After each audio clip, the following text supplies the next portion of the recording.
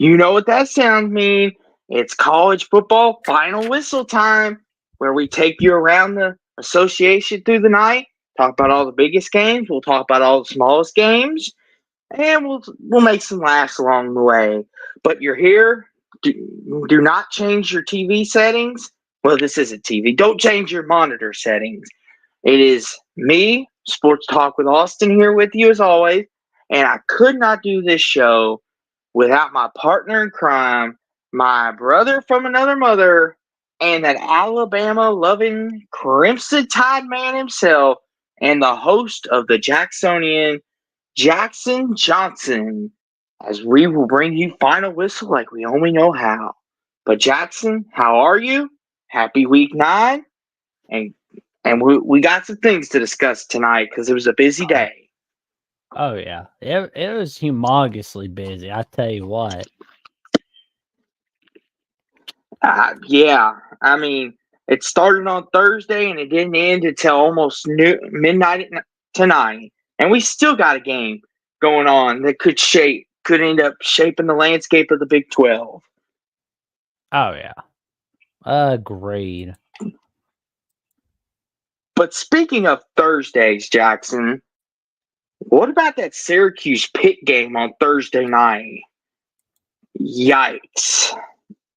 Well, as the saying goes, Pittsburgh is where dreams go to die.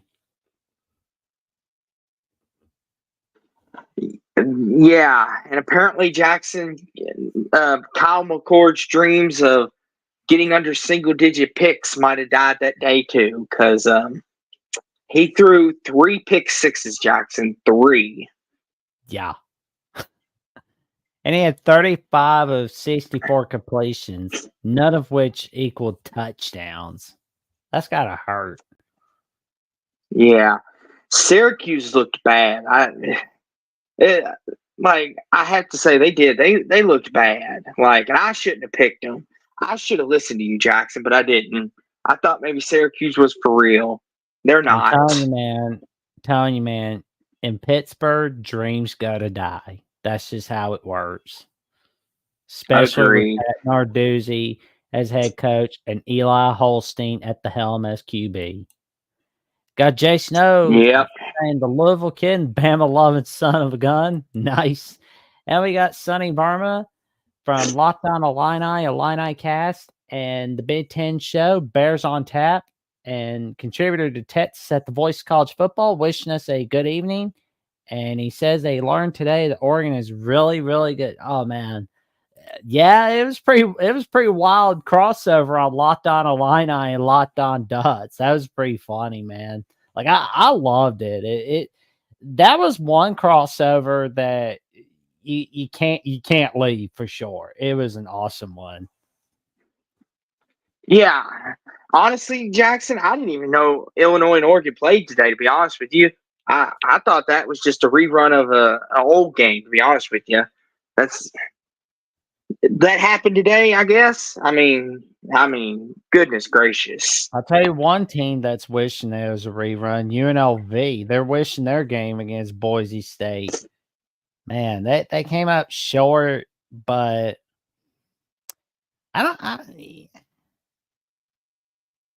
they still got, well, I mean, they're going to play in the Mount West Tile game. So technically they still got a shot at the group of 5 spot. Yeah, this was a really fun late night game.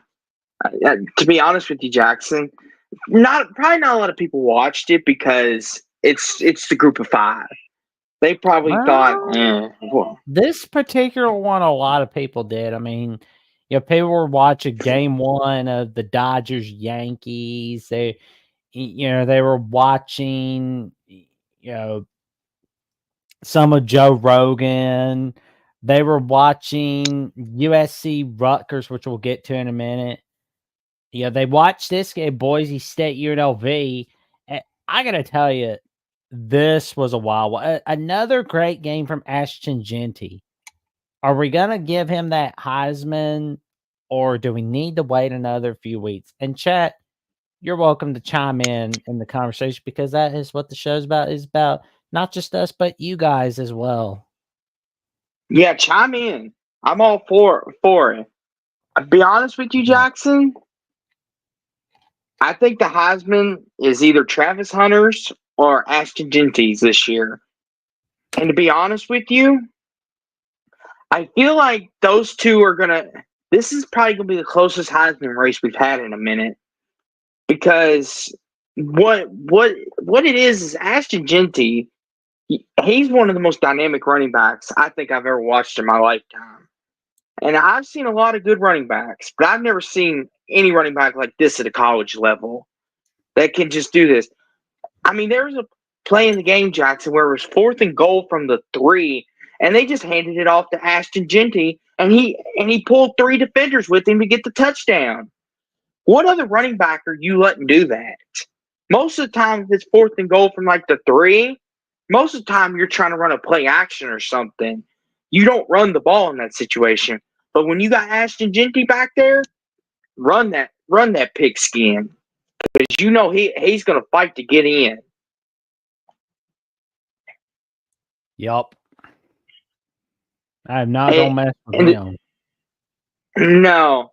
And as for UNLV, though, Jackson, this is a tough break for them. But I will say, at least on the bright side, they could still possibly maybe get 8 or 9 wins and get a really good bowl game. More like they could win out and get a shot at Boise State in a rematch in the Mount West title game. But, of course, they got to beat San Diego State. And, unfortunately, Colorado State could be on the way, because Colorado State does not play Boise State or UNLV. So that could spell trouble for UNLV. But was it that I always say, Austin? Well, you've got so many great sayings, Jackson, but the most famous one in this situation is never put yourself in a position you need someone else to win or lose for you. Exactly. That is the most famous lesson that all of us are going to be learning in the weeks to come, especially this week, next week, the week after, and the week after that. We're going to be learning quite a lot about that lesson. Yep. But who's blowing this game? Oh, your boys made a comeback, especially your good buddy Isaac Brown. He's smacking that Boston College defense like it's no tomorrow. Tell what happened on Louisville, man. Jackson, this was a really frustrating game for me to watch, to be quite honest with you, because we were down 20-0, and then we go into half and it's 20-7. And then all of a sudden, BC goes down the field, and it's 27-10. And then, but we got the running game going. Ja'Cory Brooks, I mean, he's a great wide receiver. I don't know what went wrong in Alabama that you all would just let him walk into the portal like that. But I thank you. I mean, if you got any other receivers, Jackson, that you don't know what to do with, you can send them over our way. Jeff Brom will find a way to use them. What was it with Ja'Cory Brooks, Jackson? What was his deal? Why did he leave Alabama? Guess he didn't feel like he got enough playing time. Because he's a really good receiver. I mean, you could see it now. Like he's one of the best receivers, I think, maybe arguably in the country. I was surprised that he even chose us. Well, when I heard the news he was in the portal, I was thinking, okay, well, he'll probably go to Ohio State or he'll go to like a Penn State. He'll go to a certain something, a bigger team with a better quarterback and all that. And then I see he picked us, and I'm thinking, I mean, I'm happy. I mean, he's working out really well for us. It's just surprising that he went from Bama to us. But to the point of the game, though, he played a big factor for me all to say that. And like you said, our running game, Jackson, this is Louisville football at its finest. When we ground, pound, run the football, set up the play action. This is how Louisville football wins games. I've said it from day one. We ground, we pound, run the ball, run the clock, and we tire your defense out, keep an offense off the field. and we just play solid defense and don't let anything over the top. We failed to do that against Miami. And then in the second half against Boston College, we scored 21 straight, I believe it was. And it's just, if we could play consistent, run the ball consistent, we could beat anybody in our league. I truly believe that.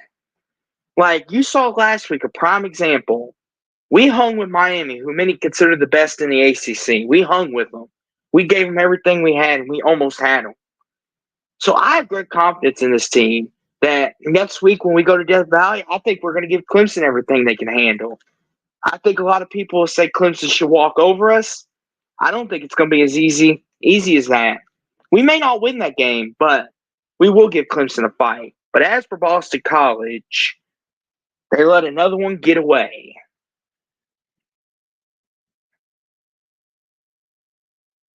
And it's just seemed like it's been the story of the season so far. I mean, they had Missouri on the ropes, let that one get away. They had us on the ropes. They were up by 20. They let that one get away.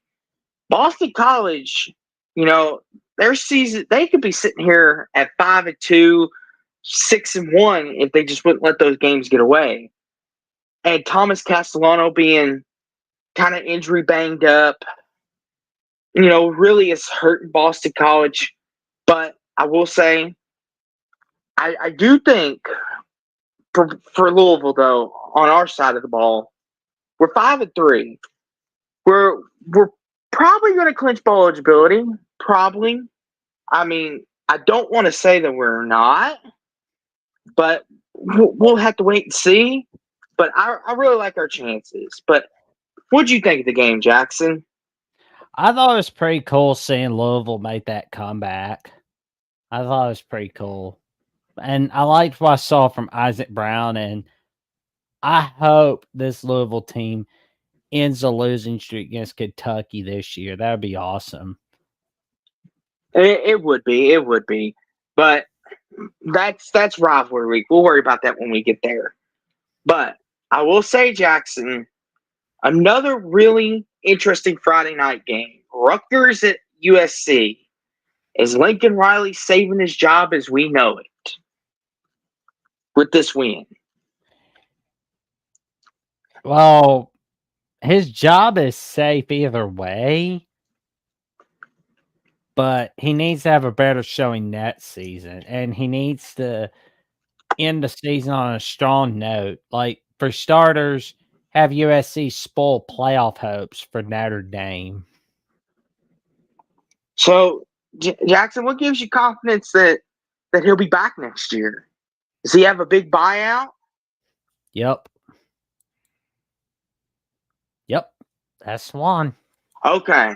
That makes sense then. Okay. I didn't know his buyout was that big, to be honest with you. I mean, so he's probably safe then. But what's been going on with Rutgers? Like, good grief! Like they were looking great earlier this year, but it's like the month of October has just been scary for them. Jackson, and I will say this: I think they've just been injury riddled. Like, I know it's no excuse, but they've been banged up across the board, offense and defense, and it's showing these last 3 to 4 games. And I understand each team goes through it every year. Even the big dogs like the Buckeyes and the Georgia Bulldogs and Jason Owen says Rutgers is gutted by injuries. They probably won't win another game this year. Yeah, they're like really banged up. Like they're on like true freshmen now. They're getting like their walk-ons and stuff reps. So I know a lot of people are going to give Graciano crap for it, but it's just like you just gotta let that go. I mean, injuries derail a lot of people's seasons. And Jason O says Rutgers brought a lot of last year's starters back, but they still don't have the depth to win with the backups. Exactly. And then that just goes to show when you're at a program like Rutgers and you don't have the NIL or the recruiting, it's hard to get the backups like the better schools. And Jason Osashiano is also a below average game day coach. Yeah, he has his moments where you're like, that's the guy that Rutgers hired, and then there's other times where it's like, not so much. But great win by USC. Great win. But can they make it to bowl eligibility? We'll have to see. Because they got Notre Dame on the schedule. They got Washington. Who knows? That could be a swing game. We'll have to see. Notre Dame, Navy. I mean, we're not going to see an unbeaten Navy and unbeaten Army. That's for sure. Yeah, there ain't much to say on this game, Jackson. Notre Dame did what they were supposed to. And it didn't help Navy. It didn't help Navy had 6 turnovers either. That was a big problem. So, but Notre Dame, they're still in play. Now, we'll have to see when the new rankings come out, I believe in 2 weeks' time. I believe. When does the rankings come out for the first playoff, Jackson? Is it next week or in 2 weeks? Let's see. November 5th. And Jason O says a lot of Rutgers NIL funds went to bringing players back, but this offseason that money will be fed up to use in the portal. Okay, I got you. So, well, mystery solved. That's where all their money went, Jackson.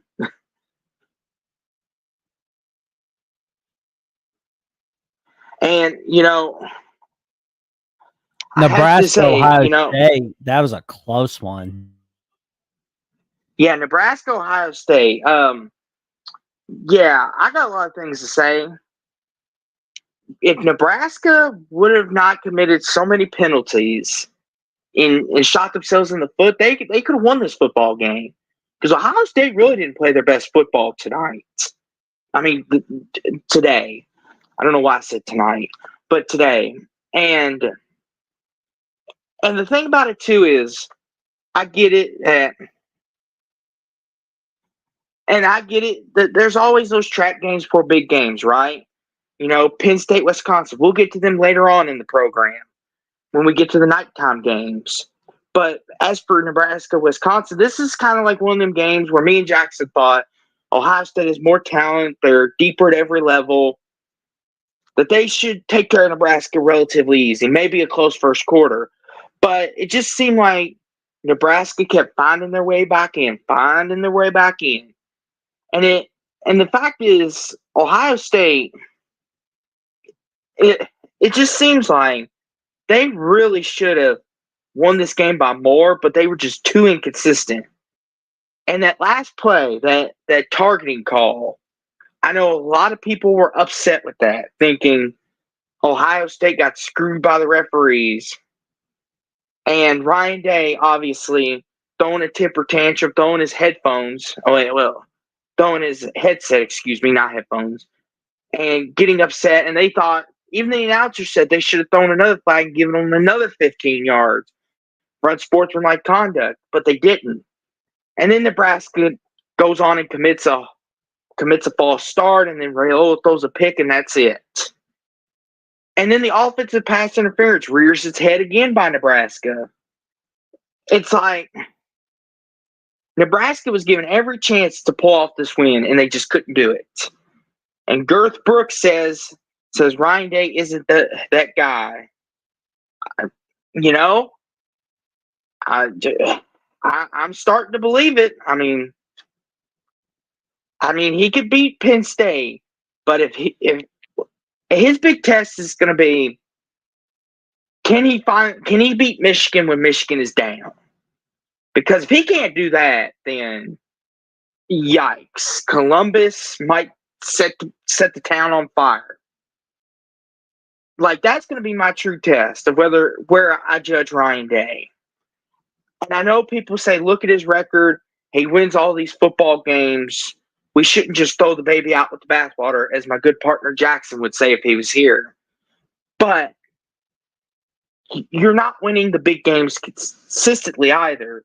You've lost to Michigan 3 straight years. You've lost in the playoffs when you've gotten there. You lost in the New Year's Six Bowl to Missouri last year. And I get that was all with the backups. I understand that. But if you are what you say you are, you should be able to win that game. If you pound your chest and say, we're Ohio State, we're the brand, we're the team in college football, then you should win those games. And Garth Brooks says, was Jackson too scared to show up? No. Jackson had business to take care of. But yeah, I'm back now. I'm all good. But I will it's all say good, Jackson. what happened with Nebraska? Like, good grief. I feel so bad for them. Like, again, they fall short. Jackson, I just got done explaining this. Penalties. Nebraska shot themselves in the foot today. Yep. Especially Jackson. The offensive pass interference. Now they want to call that more consistently. Go figures. And the targeting call, Jackson. Like, that was a big one. I know I was talking about Ryan Day throwing a hissy fit. I'm sure you've got some things to say too. Oh, I thought it was funny, honestly. It to me, it was just kind of like watching Donald Duck just break stuff, in Daisy's house. And it's just like to the point where he's just ripping out a power cord. Like holy crap, man threw a fit so bad that he's just ripping out like a whole power cord. And Jason O says they need to look at the targeting rules. Players shouldn't be ejecting for committing a penalty. Review the calls for malicious intent, but don't eject the player every time that a penalty is called. See, this is a double-edged sword. And I'm not going to speak for Jackson. I'll let him speak on this. But for me, I understand why you eject them because there's always a chance they could do it again. And you have to punish them some way. You have to teach them a lesson. Like that's not cool. And I know, and personally, I think the head coach, even if you are a star player, should be like, pull you out of the game for a play or two, or sit you down and be like, hey, don't commit that penalty, or else I'm going to sit your butt on the bench. I think that's what a lot of coaches need to do. I understand where you're coming from, but sometimes head coaches won't do that. They'll just let them keep doing it, and they'll never learn their lesson. And it's just like, I understand why the referees sometimes have to take it in their hand. But what are your thoughts on that rule, Jackson, and how it affects games? A lot of people have not been too thrilled about that targeting rule. They have not been too thrilled about it. I mean, what would you do, good buddy? Not to cut you off, but what would you do? I think it's going to need some looks, honestly. It's going to need some looks. Now, from our view, Jackson, what would you consider a malicious intent? Like the targeting that they called today, the forearm to the throat.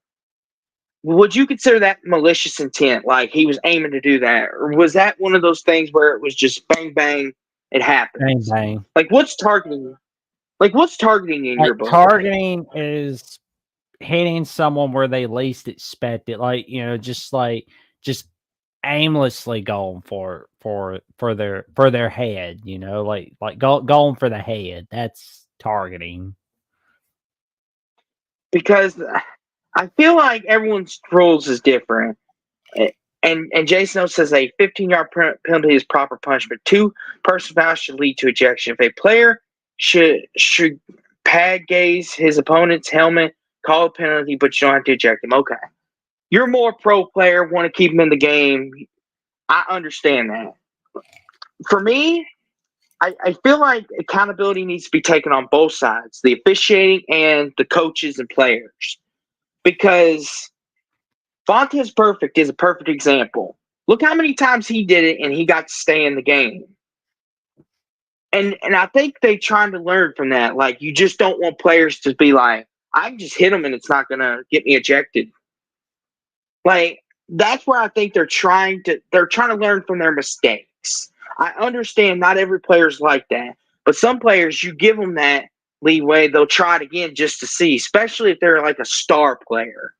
I think that's why they try to even the playing field and just eject him. That way, no one can say, "Oh, you're giving him preferential treatment because he's a star player." If that was anybody else, you wouldn't have done that. So I think that's what they do that for. I could be wrong, but I think that's just what my mind goes to. What do you think about that, Jackson? What Jason O said here. I think it's fair. I like it. And did you now? Now, do you think, Jackson? Are you more pro player? Or are you more with the officials on this? Pro player. Okay. So you're like Jason O. You want the player to stay in the game. Yeah. I understand that. Now, do you think we'll have the Vontaze Burficts of the world? To wrap this up, do you think we'll see too many of those Vontaze Burficts of the world? Like, they'll keep doing it? Or do you think he was just that kind of guy? There's always going to be a Vontaze Burfict of the world. And what you do is punish a guy like that. And Burfict going after players is different than what we are seeing today. Okay. They're kind of similar. It's one of those that's 50-50. That guy was a dick. Go ahead, Glenn. That guy was a dick. He was. I'm glad he was. Like a few years after he laid that hit on Antonio Brown, he had to try to stop a fight. Like that was like the ultimate karma, was being teammates with that guy during the offseason and the preseason at the Raiders. Like, oh my God. That was like the ultimate punishment for him. Agreed. But one more thing I do want to say on the Nebraska-Ohio State line before we move on is, Jackson, do you think, are we seeing Nebraska redo what they did last year, where they had this great start and they missed the bowl? Do you think they're going down that same path again? I'm getting increasingly worried about that, honestly. I'm getting really worried about it. Because it seems like they're doing it again. They had this great start. Everyone's talking about them. They were ranked at one point, and now they've lost 3 in a row. Yeah. I'm getting increasingly worried, honestly. But we'll wait and see what happens, because they got UCLA coming to their backyard on the Big Ten Network next week. And, we're going to see a little more about them against USC on week 12. Then on the week before rivalry week, they got that little scratch, and that's Wisconsin. They can't seem to end that Wisconsin losing streak for some reason. That's a great point, Jackson. That's a great point. So we'll have to see. I hope for Matt Rule's sake he can find a way, because I would really hate for him to miss another bowl. But Girth Brooks says Matt Rule's a loser. He hasn't won anywhere since Temple. I disagree with that. You throwed the baby out with the bathwater first off, and secondly, who's your team, by the way? I mean, we're not going after nobody. We just want to know. No. Are you? We're just curious. We're just genuinely curious. Because if it's a team we haven't gotten to yet, we're gonna get to them. We're gonna talk about them. Yes, but College Game Day went to Bloomington, Indiana, on the first annual day of Lee Corso Day. Yes. I will say, Jackson, I'm so happy that they did go to Bloomington for him. And, I'm kind of, Jackson, I'm starting to believe in the Hoosiers. They're slowly gaining my trust. There you go. But the real test is if they can beat Michigan. If they beat Michigan, I'm on board. I'm on the Hoosier train. But they need to beat Michigan, because some tells me, Jackson, that's going to be where we find out if they're legit or not. And I know So simple. They people, win, Google them. as Kurt Zanetti says, Google me, I win. But I love it. I will say though, Jackson, Taven Jackson, he looked good today. Didn't look too bad. You know, he did what he needed to while Curtis Fork was out. Now they get to go into bye week, get healthy, and prepare for Michigan, which will be no easy task. And as for College Game Day, I mean, Jackson, I don't know if you watched much of it, but Lee Corso just looked happy. He looked like a pig and rolling in mud. He was so happy to be back home.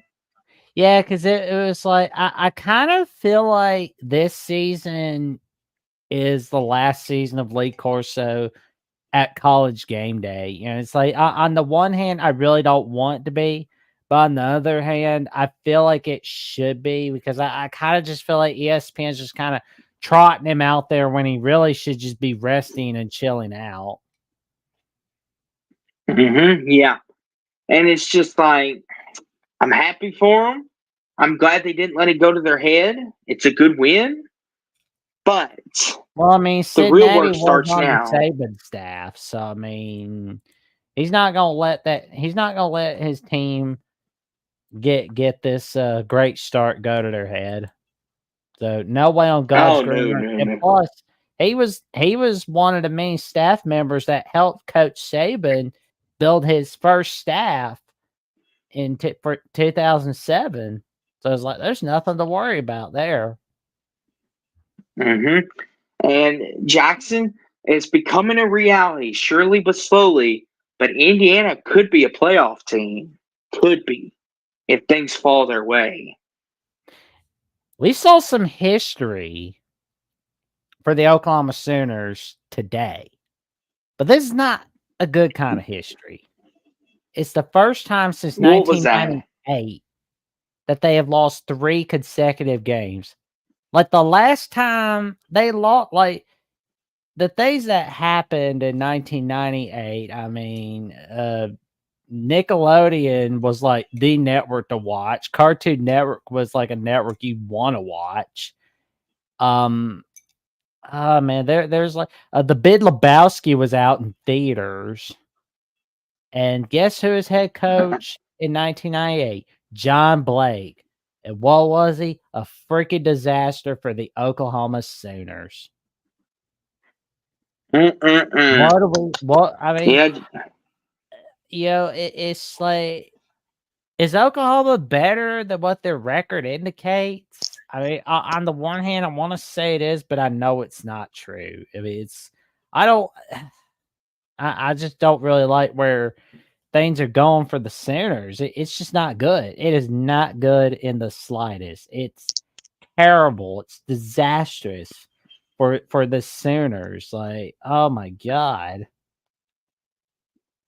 Yeah. They don't even got a quarterback issue.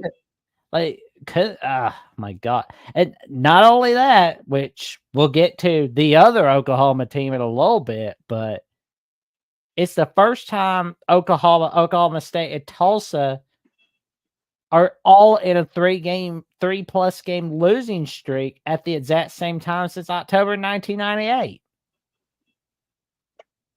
That's bad. Yeah, Jackson, Oklahoma, they need to go in the offseason. They need to go out and recruit a quarterback because Jackson Arnold, Michael Hawkins Jr. are not it. They're not it. And here's the thing, Jackson. The fact that Ole Miss only won this game by 2 touchdowns, I'm a little concerned for them too. Like, they should have won this game by more. Because Oklahoma, it's not like the Oklahoma that we've once known and loved with Kyler Murray or Baker Mayfield. This is I'm not as concerned for Ole Miss as I am for Oklahoma because Ole Miss did win, but they should have won by more. Oh yeah, I mean, Ole Miss does not scream playoff team to me. No, they do not. And I be honest with you, Jackson, I don't think they're gonna make the playoffs, even if they win out. Although well, I mean, if they win out, yes, because let's not forget who's on that schedule. Georgia. Oh yes. And then we'll hear Greg Sankey in his lobbying session again. God. It's like College Game Day, like on Conference Tile Week. That's gonna be quite a show. It's with Greg Sankey. He's like, well, wait a minute. What's he doing at the 2-hour mark? Oh, lobbying. Like, what a surprise. Gee. Lobbying for the 9-3 SEC team because they're better than the 11-1 Big 12 team, or they're gonna be better than the Big 12 runner up. Jackson, he'll be lobbying for an 8-4 team, knowing him. God. Yeah, we'll have to listen to that. That is going to be so like, fun. He's going to be like, Arkansas's 8-4. They should be in because they beat Tennessee, who beat Alabama. You got to put Arkansas in. And it's going to be like, oh, brother. Oh, my gosh.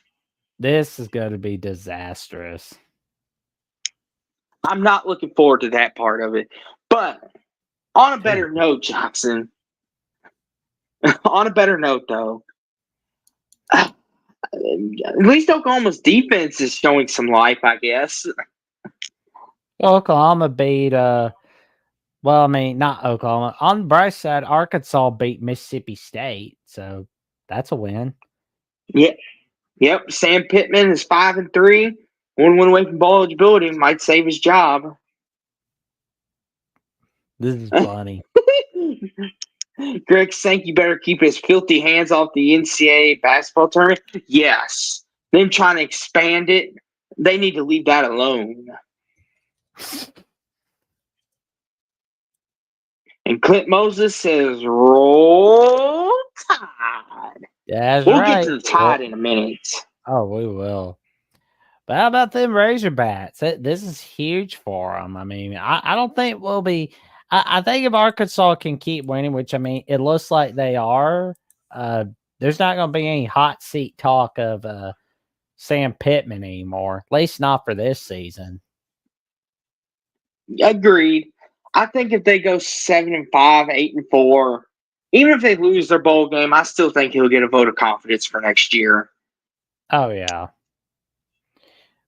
But he'll get a welcome back at the ceremony. Go ahead, buddy. Go ahead. But did you catch the CW today? Let me ask you. Yes, I did, Jackson. I told you, North Carolina. What'd I tell you? Reverse psychology. Oh, you got some Bugs Bunny tricks. You're taking some inspiration from Bugs Bunny. Nice. Oh yeah, reverse psychology. Yeah, he's like a master at that, man. It's like that's pretty cool. I did say on Wednesday, I was like, watch North Carolina win this game, get them back for last year. And boy, did they ever, Jackson. I think they were sick and tired of them people talking bad about their coach. So they just put their foot down today. Oh, I mean, did you see that Ritzy touchdown that when he had that interception return? Like, oh man, the title. Maybe we should change the title. Maybe we could like make a clip of it and just call it "Run Ritzy Run." Like that'd be funny. A big man touchdown. Run Ritzy Run! Run Ritzy! Run! Run Ritzy! Ritzy! Run! Run! Run for Matt Brown! There you go. Run! Ritzy! Run! Mac Brown's career depends on it. Oh man, I want to see more Ritzy run because, like, oh my god! So I hope somebody posts "Run Ritzy Run." That would be the storyline of the year right there. It would be. But I'm glad. I'm glad North Carolina won, Jackson, for Mac Brown. I know you've told me, and I'm sure a lot of people would agree with you. You believe that this is his last year in Chapel Hill. Then he'll take a graceful bow. Like, unfortunately, it should be, but Bryce said maybe he can come hang out with us for the final whistle. Oh, yes. Or After Dark, or maybe a Jacksonian episode. There's endless possibilities. We can ask Mac Brown what it was like. Yeah, or we can get him on. Yeah, we can get him on Voice College Football. That'd be huge. Spoiler alert. Yeah. But yeah, good win for North Carolina. And I got to say, Jackson, Virginia blew it again. They always do. They're a disaster. But not Virginia Tech. Virginia Tech got their first 3-game winning streak since 2019. This is huge. Yep, Virginia Tech at home, they're a completely different animal. They play better, and they look like a complete football team at home. And they got a nice win today, even though it was without Haynes King. Good win for the Hokies. Oh, it was humongous right there. Mm-hmm. Good for Brent Pry. I mean, get some of that some of those fans off his back. Oh yeah, and we got a score update. Colorado is winning 31-14 against Cincinnati in the third quarter. San Diego State and Washington State are keeping it close in the third quarter. So we're going to wait and see what happens with those games. Mm-hmm. Yep, our 2 nightcaps. Unfortunately for Illinois, this was not a good day for them. I honestly, Jackson, this was Oregon all the way. I don't have anything to say other than I turned it off after the first quarter, to be quite honest with you. So take it away, good buddy.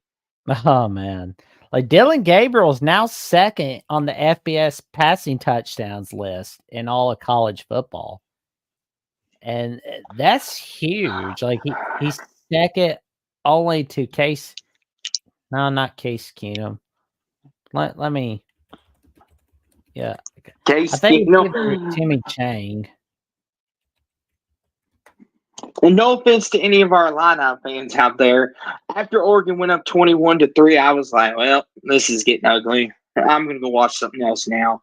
Yep, Casey Keenum. Like he is the passing. He is the all-time passing leader for passing yards and passing touchdowns and passing efficiency.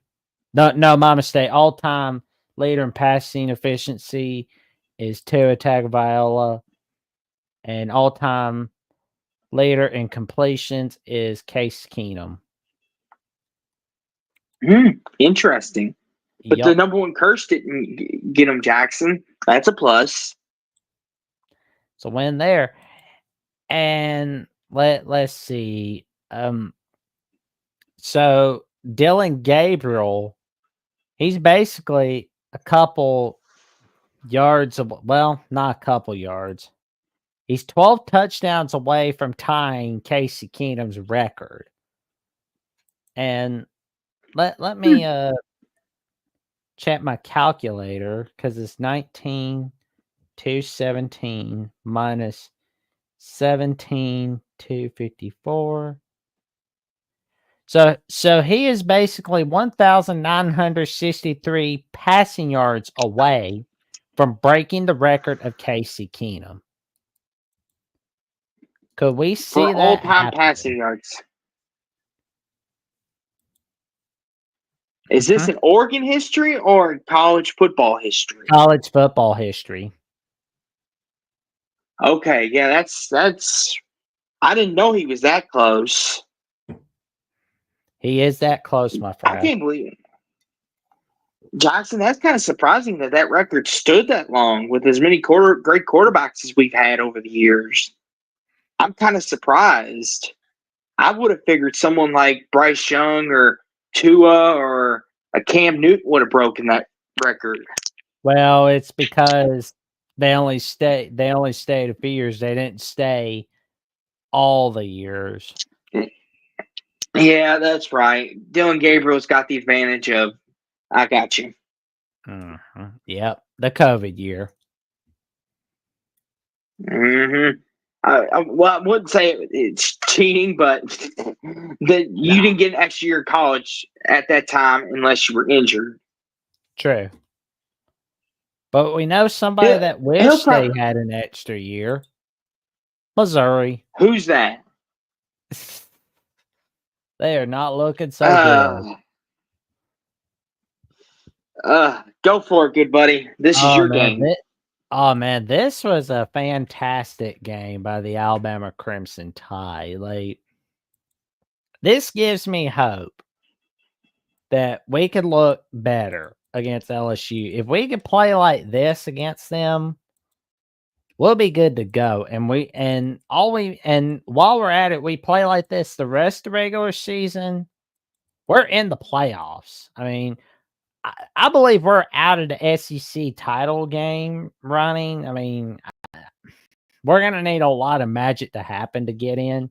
But, of course, I'll be making sure that I give some scenarios where we could get in the SEC title game on Monday for the 10th edition of Crimson Tide Live. There we go. Rammer Jammer Yalla Hammer. Give them hell, Alabama. Da da da da. Is that your all's fight song? Yay, Alabama's our fight song, but we also do the Rammer Jammer Yalla Hammer at the end of the game. We always go. So in today's case, we go, hey, Missouri, da da da da. Hey, Mizzou, da da da da da da da. Hey, Mizzou, da da da. We just beat the hell out of you. Rammer Jammer Yalla Hammer, give them hell, Alabama. Catchy. But yeah, I will say, Jackson, I watched a little bit more of this because it was kind of close there for a while. But Drew Pine, like Jackson without Brady Cook and their best running back, they fought all they could, but Alabama just was too much, too powerful, and they showed it on the field. We did a better job of utilizing our running game. That's what we did a way better job at than in previous weeks. Because, I mean, you look back at the latest call-in show, like Jeffrey from Only Talk Sports cited an emphasis on the running game that we needed to utilize it. We do that, we're good to go. Well, that's because we had Georgia Tech as our rival. That's why they're in the Alabama fight song. But I mean, I'm still pissed that we haven't played Georgia Tech in 40 years. I mean, I could have a rant on that tonight, but I mean, this is not the night that this isn't like, no, but I will tell you though, Jason, tune in on Alabama at the Voice College Football, and you will see a future Crimson Tide Live episode where Johnny Burtz and I have a venting session about Alabama not playing Georgia Tech. That I can promise you. I will promise you that. And yo, TF, how are you doing tonight? How are you doing? Traveling Fools is in the house. He's in the house. The U's in the house. Yeet. But, yeah. But I will say, Jackson, I agree with Jeffrey on that. Like, because the running game's going to set up a whole lot more.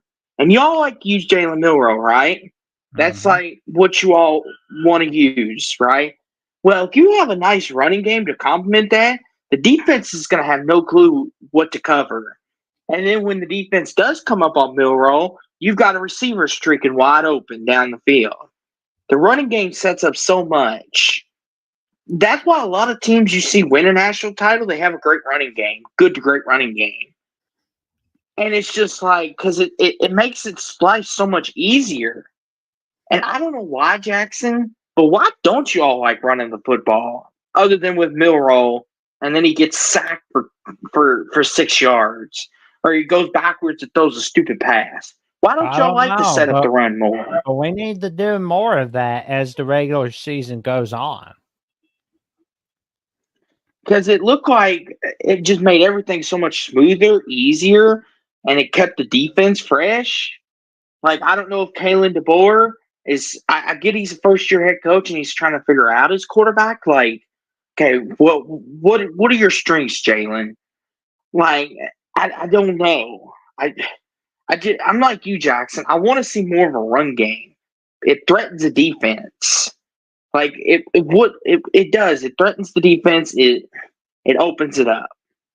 But I will say though, Jackson, could we see Missouri if Brady Cook gets healthy? Could they go on a winning streak down the stretch? It's a possibility, but we'll wait and see. Good win though by Alabama. Good win. Y'all needed it. Momentum builder. Now you're going into the bye week. Get healthy, get rested, and look forward to LSU.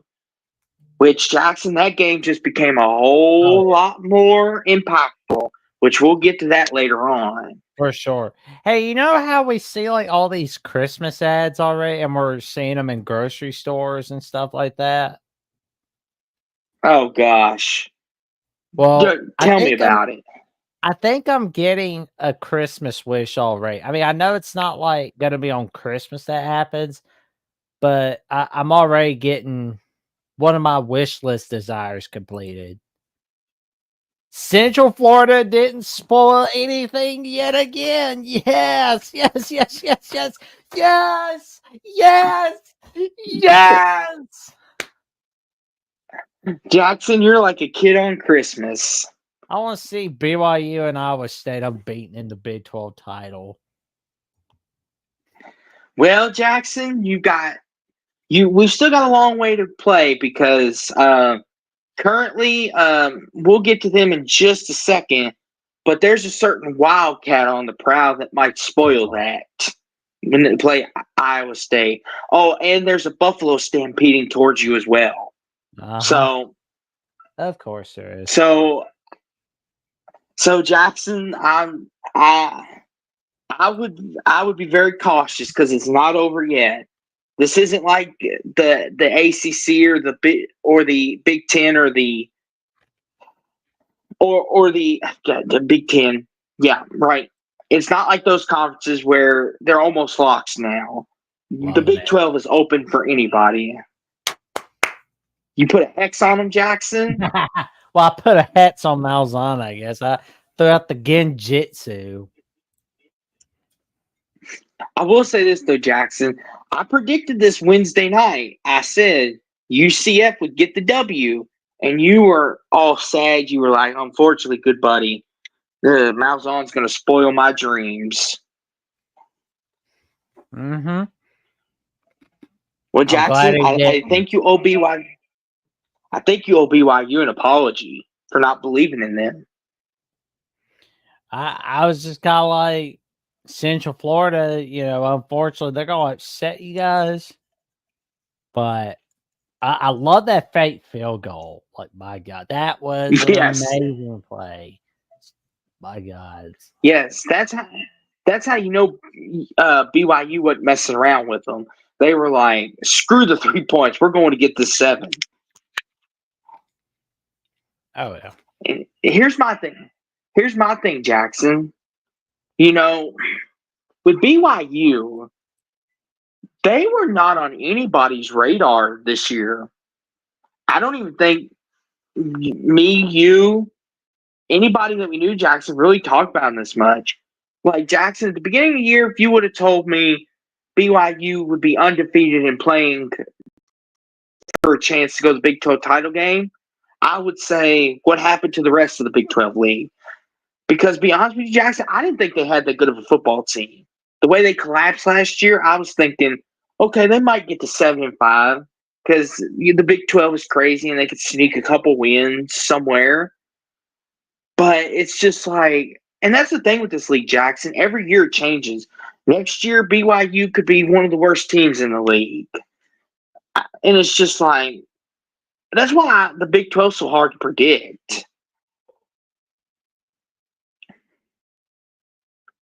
It's just like, and here's my question to you, Jackson: is Gus Malzahn going to get UCF to bowl eligibility? Ooh, that's a good question. Let's look.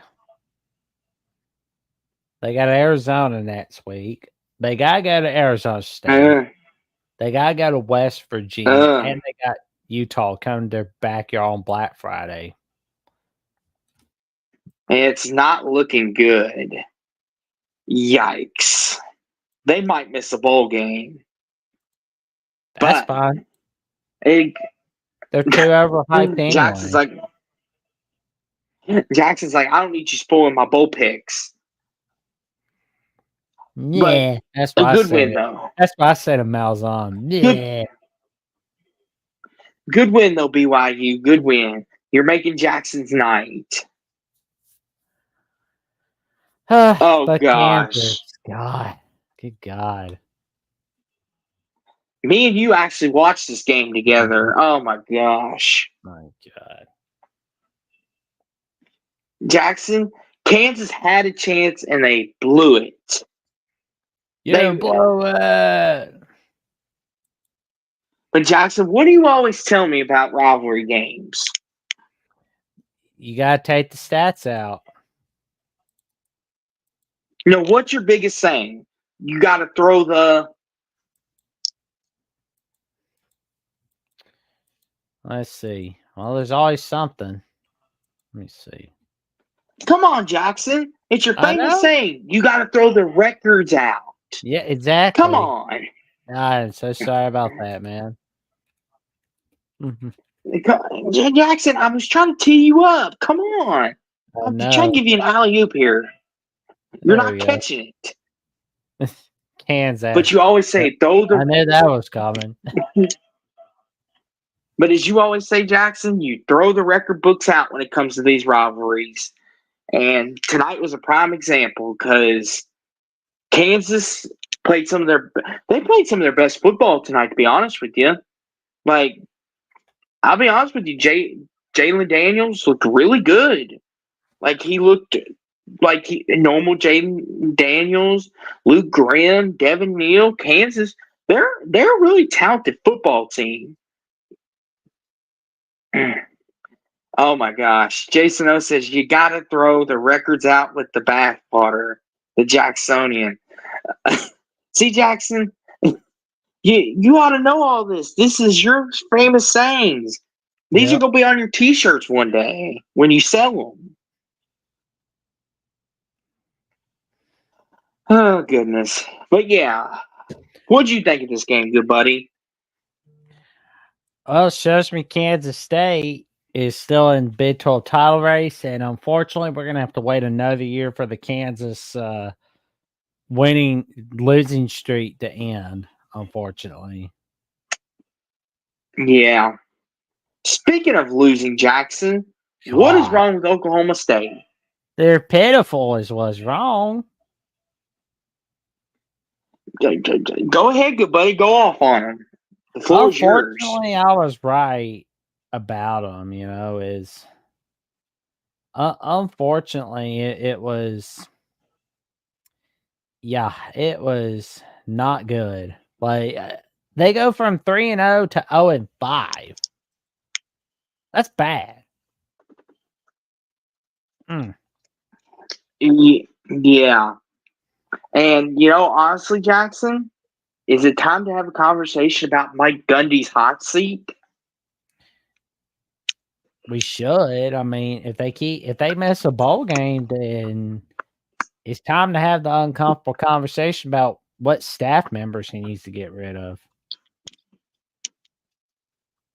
Because let's be honest, Jackson, at the beginning of the year, a lot of people picked Oklahoma State to win the Big 12. And you did a post on the Voice of College Football X account talking about the 10 most overrated teams coming into the year. Mm-hmm. And guess what? Guess who was on that list? Yours truly. Like, let me ask you, Jackson, just so people don't think What was your reasoning for putting them on that list? Just to go on and get ahead of this What do they have people. besides Ollie Gordon? I didn't hear anything about anybody else on the roster. All I heard was Ollie Gordon this and Ollie Gordon that. And I love watching Ollie Gordon, but it's all they talked about. They didn't talk about how good Alan Bowman was. I didn't hear anything good about the Oklahoma State defense. Nothing. Zero. Zilch. No, you're right. It was Ollie Gordon this, Ollie Gordon that. And Alan Bowman Jackson, that guy turns the ball over every single game, it seems like. Golly. I don't know how Oklahoma State won as many games as they did last year, the way he turns the ball over. Good grief.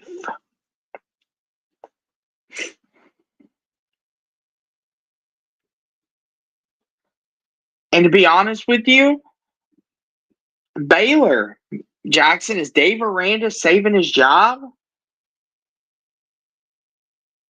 Yeah. All he has to do is leave Baylor to bowl eligibility, and bam. Bam. He's going to get the vote of confidence. They keep winning like this, then yeah. I mean, they smacked Texas Tech, took them to the woodshed. Then they have a huge win against Oklahoma State. It's no surprise, honestly.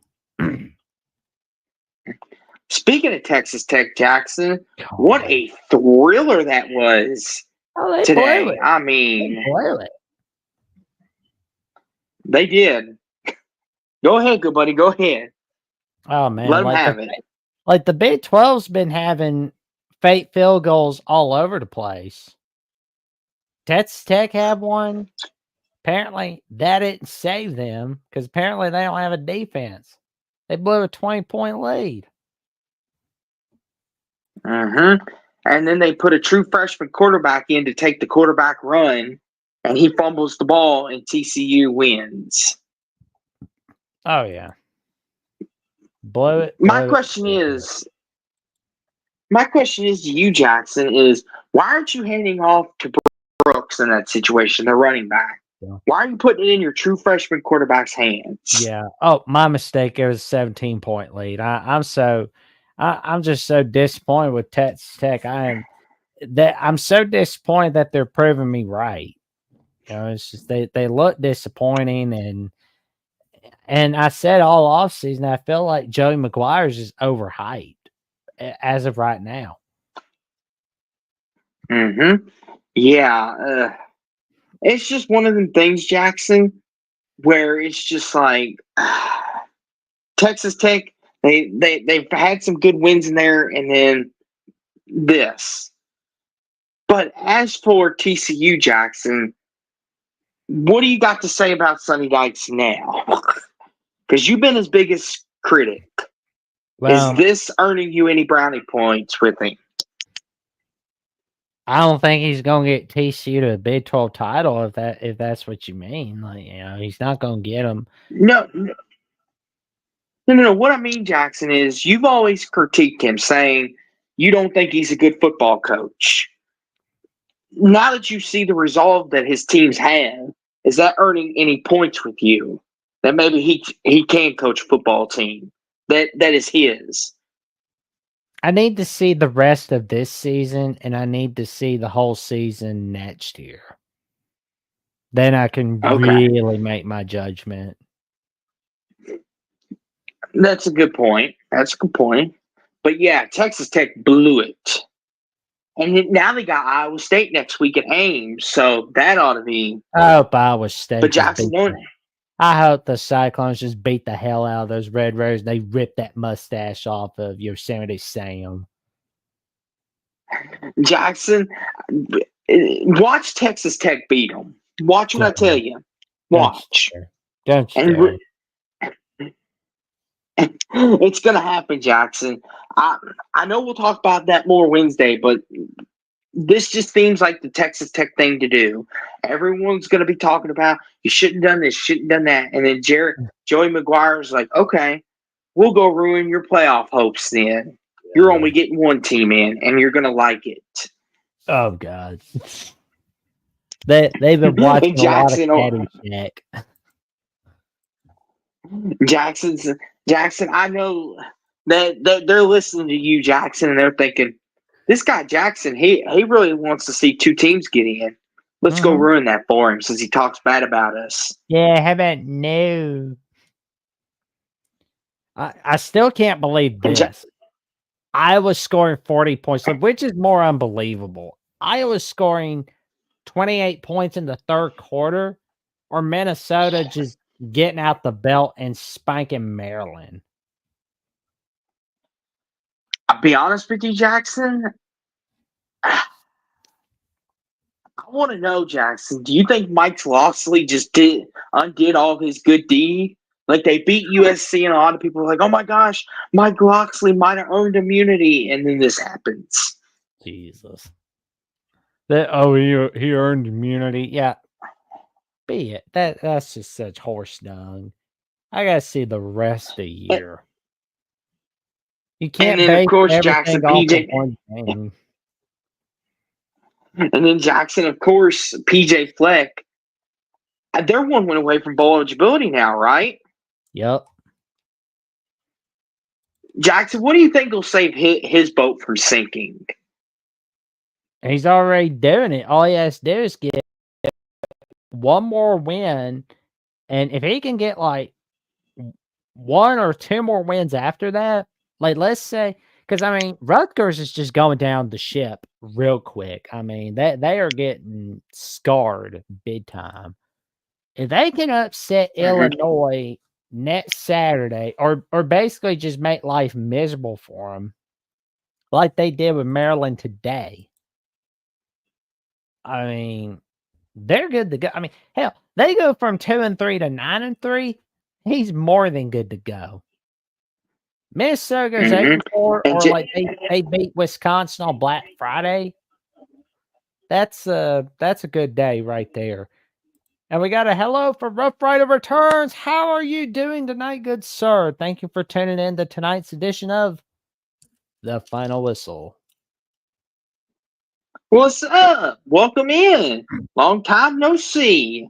Come on, get a chair, get you a soda, get the chips, and let's talk some ball. And Jason O says Maryland is don't ever frustratingly inconsistent. Don't ever combine taco soup and coffee like that. That's not going to end well. Let's put it that way. Oh gosh, don't tell me you've done that, Jackson. Probably so, because like I love taco soup, but on the other hand, it's like gotta keep that coffee to get me awake late at night, and it was biting me in the rear at the early part of the show. Let's put it that way. Okay, well, back to football. But not as bad as Maryland getting beat by Minnesota. I mean, it's good God. Jackson, that they took them to the woodshed and skull dragged them, as you like to say. Oh, they got spanked. They got a spanking. They were just smacked. They got their feelings hurt by Minnesota. But I'll tell you somebody else that got their feelings hurt tonight in Ann Arbor. Michigan State. And, you know. Yep, big.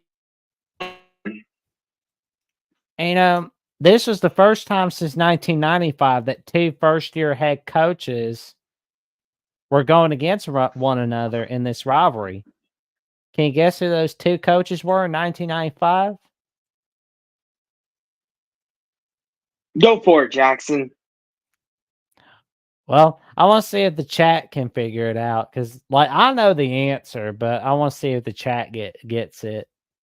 Chat. Who were the two first-year head coaches in the 1995 edition of Michigan State? Type it in. Well, while we wait for the answer, here's a little piece of history. Sherrone Moore is the first. It's the first time since 1948 that a first-year head coach has led Michigan to a victory against Michigan State. I know the second one, Jason O. I just want to see if the chat knows. Because I know it. Does everybody else know it is the question. Oh, Duffy, be honest with you, Duffy wasn't in 1995, but good. But I appreciate it's Saban. I love. Yep, he was there. Lloyd Carr and Nick Saban. Mondo. Interesting. But yeah, well, Jackson, I will say, Sherrone Moore was the first. It's all good, man. No worries. It's all good. Good. You good? You're all good. I mean, we'll all be old one day, like you.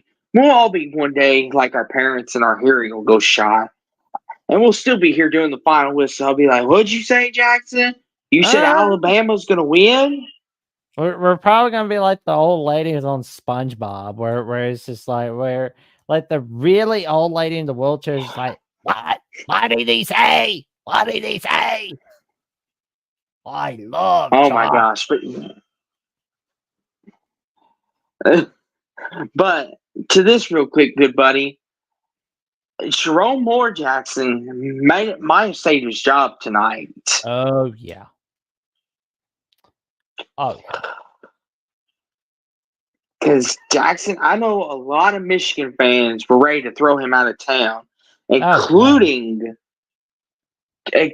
two Michigan fans that we know very, very well. Especially one of them, he was very boisterous about it, and he was like, Sherrone's got to go. He's just got to go. $5 million, that's chump change. Get out of here. But now that they beat Michigan State and they're 5-3, and they're one win away from bowl eligibility, I think Jackson, if they get to a bowl game, it could save his job. Well, and Sherrone Moore can always say, "Well, I did something that Jim Harbaugh and Lloyd Carr and even Bo Schembechler couldn't do: lead Michigan to victory against Michigan State in my first year." Top that. True. That is true. So, yeah, that's very true. And Jackson, they made another quarterback change. Davis Warren got the start. Like Jackson, what? Can Michigan just not decide on a quarterback? I mean, yeah. Yeah. Go ahead. Oh yeah. I mean, that's insane. Like, they're like Oklahoma. They can't decide on a quarterback because none of them are working. But go ahead, Jackson. Go ahead. Yeah, I mean, it's going to be interesting to see what happens with the Michigan Spartans, and we're going to wait and see what happens. But, what happened with Drew Loar? He got hurt. Yeah. Jackson, I will say this. A good buddy of ours, Jeffrey from We Talk Sports, predicted a Wisconsin victory because as in Camp Randall, he thought this was the perfect upset stage. And Jackson, Wisconsin was giving Penn State everything they could handle. And even with Drew Loar, he got hurt. Now, his status for next weekend, we don't know that just yet. But, Jackson, what about that Penn State defense? Yeah. I mean, Jackson, I feel like you could make an argument Penn State has the best defense in all of college football. True. As we sit tonight. Oh, yeah. I agree. Jackson, what is it with Luke Fickell in big games? He can't win. It's his second year. Relax. It's not his fourth year. Wait. No. We're not going to do this, Jackson. We're going back in the time. No. Jackson, look at his history. You want to critique Brian Kelly? He never won anything with Notre Dame. Well, why don't we do the same for Luke Fickell? Who, when he was Luke at Fickell Cincinnati, can what win the happened? big He got. game. No, he cannot. He is basically the Brian Kelly of Wisconsin. He led Cincinnati to victory against Notre Dame in 2021, handing them their only loss of the season. Wait. No, Jackson. I try to say that about Brian Kelly. You wouldn't have it. But now all of a sudden we're going to move the goalpost for Luke Fickell? Really? Well, Luke Fickell's better than Brian Kelly. Luke Fickell's better than Brian Kelly. He proved that last year. I mean, yeah, LSU beat Wisconsin, but here's the thing, though. Wisconsin gave LSU hell last year. They almost beat them. Jackson, I know I did not just hear that out of your mouth. Yes, you did. I know I just didn't. Jackson, don't make me have to kick you off this stream and fire you.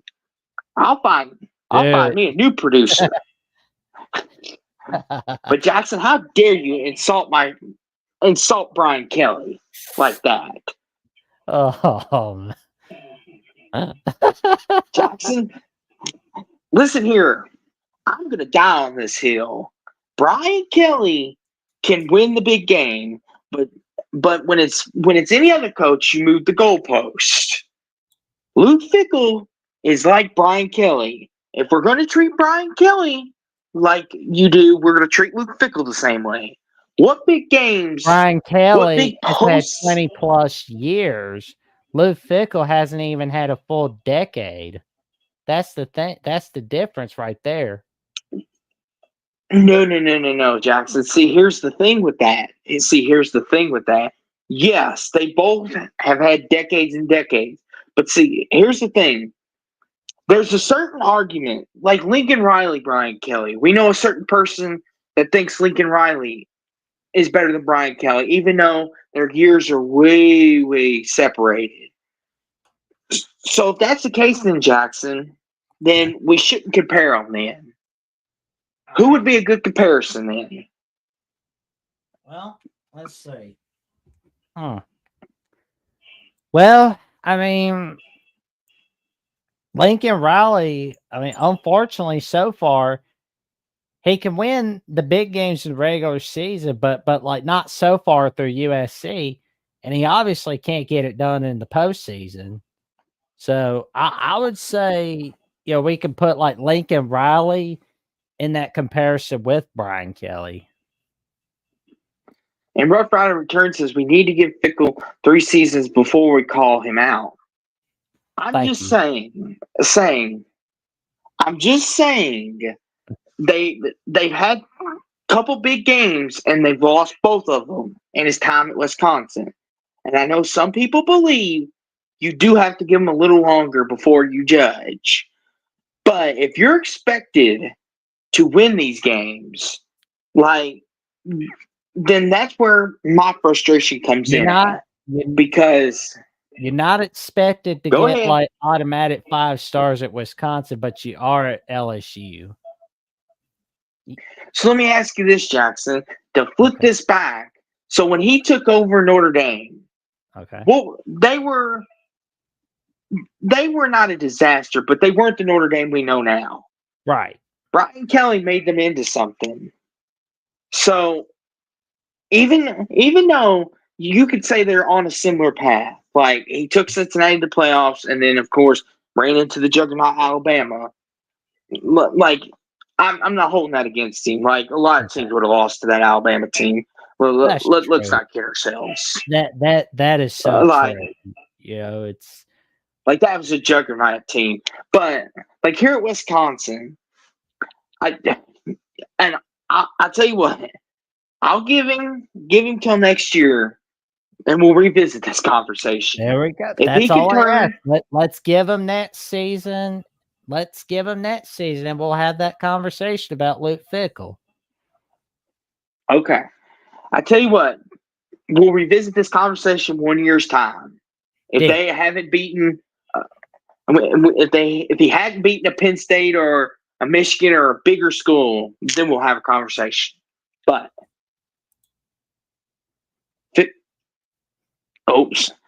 Fickell looks like he has Wisconsin going in the right direction. He does. I mean, but I'm not saying that Wisconsin's going to be a bad program under Fickell, not by any stretch.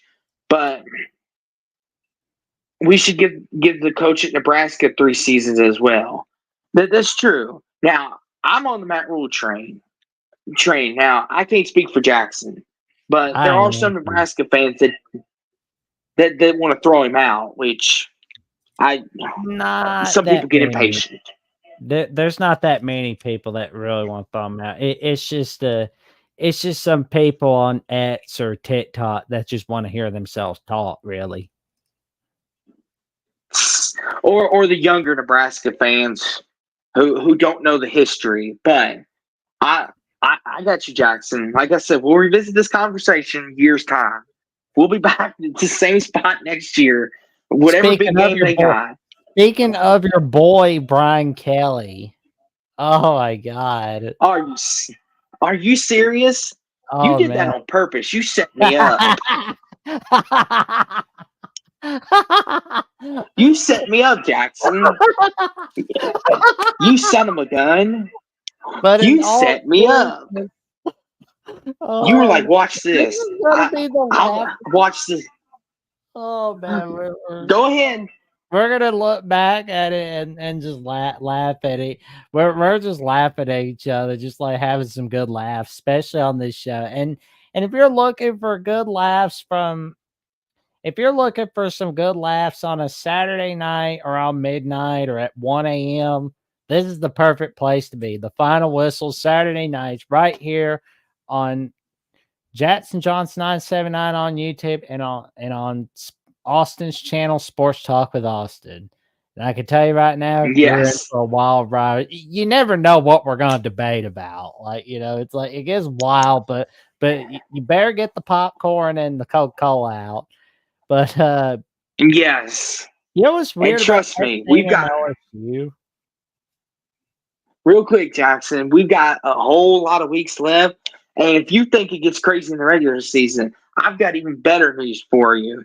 As my promise, again, Jackson has already signed on to it. I'm sorry, Jackson, but you're stuck with me. We'll be here for the bowl games in the postseason. It's really going to get wacky then. Yeah, and we'll be here for conference title week. Always. So just hold on tight. It's not over yet. But go ahead, good buddy. What about Texas A&M? Go for it. You know how I always say that Florida tends to win in Gainesville against Tennessee, and Tennessee wins in Knoxville, basically, and how the home team always wins the LSU Ole Miss rivalry? Well, sounds to me the home team always wins the LSU Texas A&M rivalry, and especially through tonight, where the A&M Aggies have just smacked LSU. And as Peter Burns from the SEC Network has put it, Alabama LSU is now officially a college football playoff elimination game, but we won't go into that right now. We're going into LSU Texas A&M. Austin, you watched a little bit of this game. Give us your takes on it. Yeah, me and you, Jackson, were kind of flipping back and forth on this, but yeah. I got to say, Jackson, I think we found LSU's weakness is a running quarterback. They could not stop. They replaced Connor Wegman, I believe it was the third quarter, something like that. Either third or quarter, they replaced Connor Wegman, and Texas A&M was just running up and down the field, put on an avalanche. And I got to say, when we get to Alabama LSU, if LSU can't stop Texas A&M's little true freshman quarterback, Jalen Milroe might have a field day on the defense, but that's neither here nor there. We'll get to that in 2 weeks when the game gets closer. But Jackson, I 21 unanswered points from the Aggies. That's ugly. Yes. They went on a roll. And I got to say this, Jackson, but I think it's time for you, young man, to pay your respects. Because what did I tell you about Mike Elko, good buddy? I said to you in the offseason, I said Mike Elko is going to have Texas A&M going in the right direction. And you were like, we need to wait and see. Well, Jackson, as of 1:33 Eastern, 12:33 Central Time, Texas A&M is number one in the SEC. Let's see what they can do the rest of the regular season. Jackson, could we be witnessing a rebirth of A&M football as we know it, thanks to Mike Elko? I kind of would like to see that, to tell you the truth. I mean, I would like, because I mean the next 3 games. I mean, like South Carolina looks to be a trap game next Saturday. I mean, I don't know why, but that screams upset alert. But then afterwards, they got the Mexico State.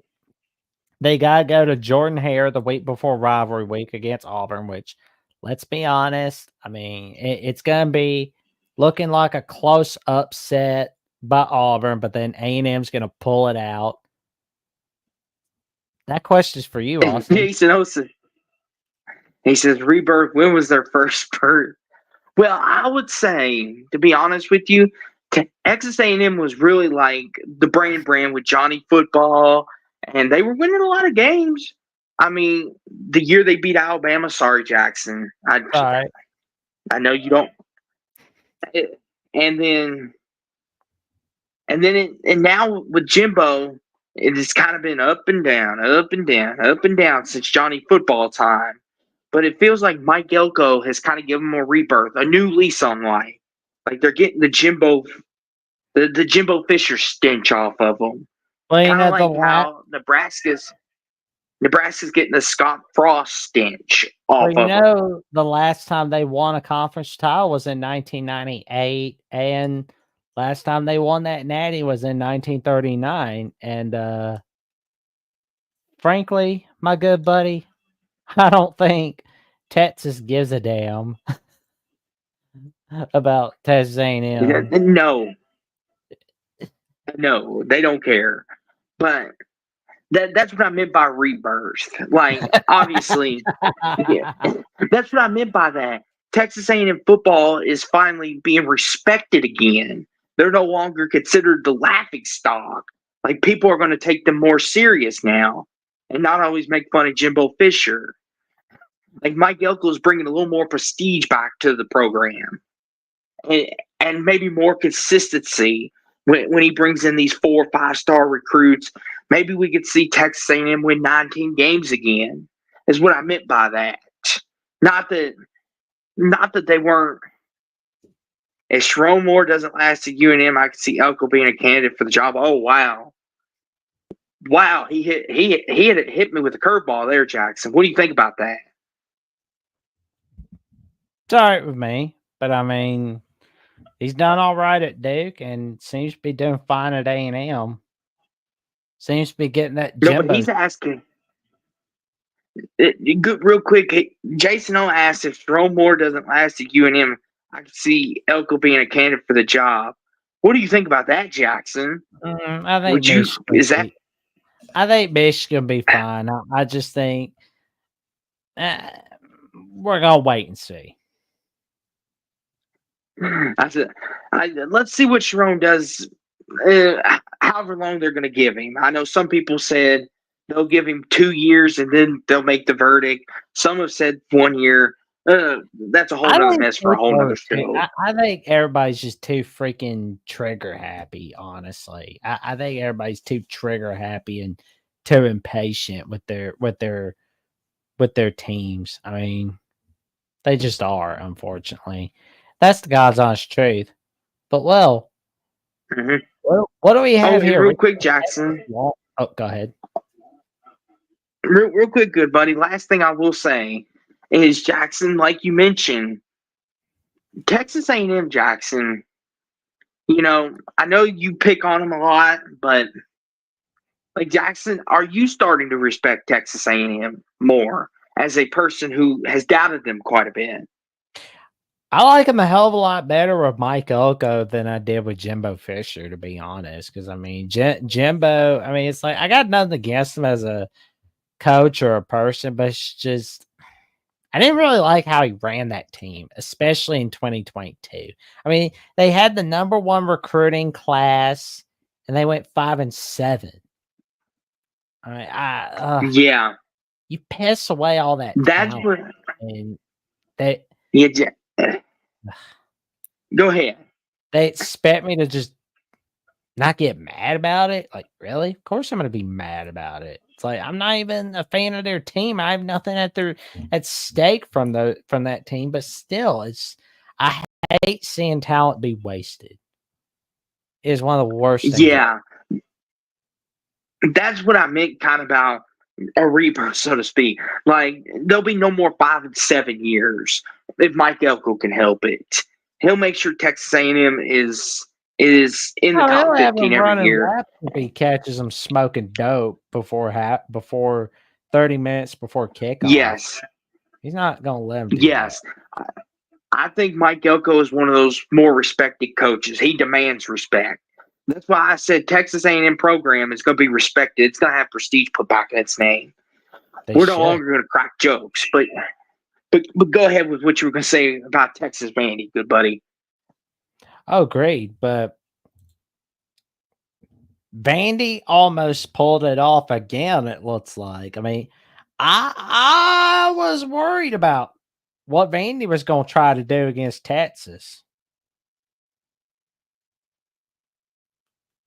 I was worried, but fortunately, they didn't. Although I said this when the call-in show, when the Crimson Tide post-game show happened, the Alabama-Missouri post-game show that I had with Johnny Burks happened today, I told Johnny, no way we're going to be seeing Texas beat the spread now. And they didn't. But they pulled it off. They survived. What are we thinking about them, Austin?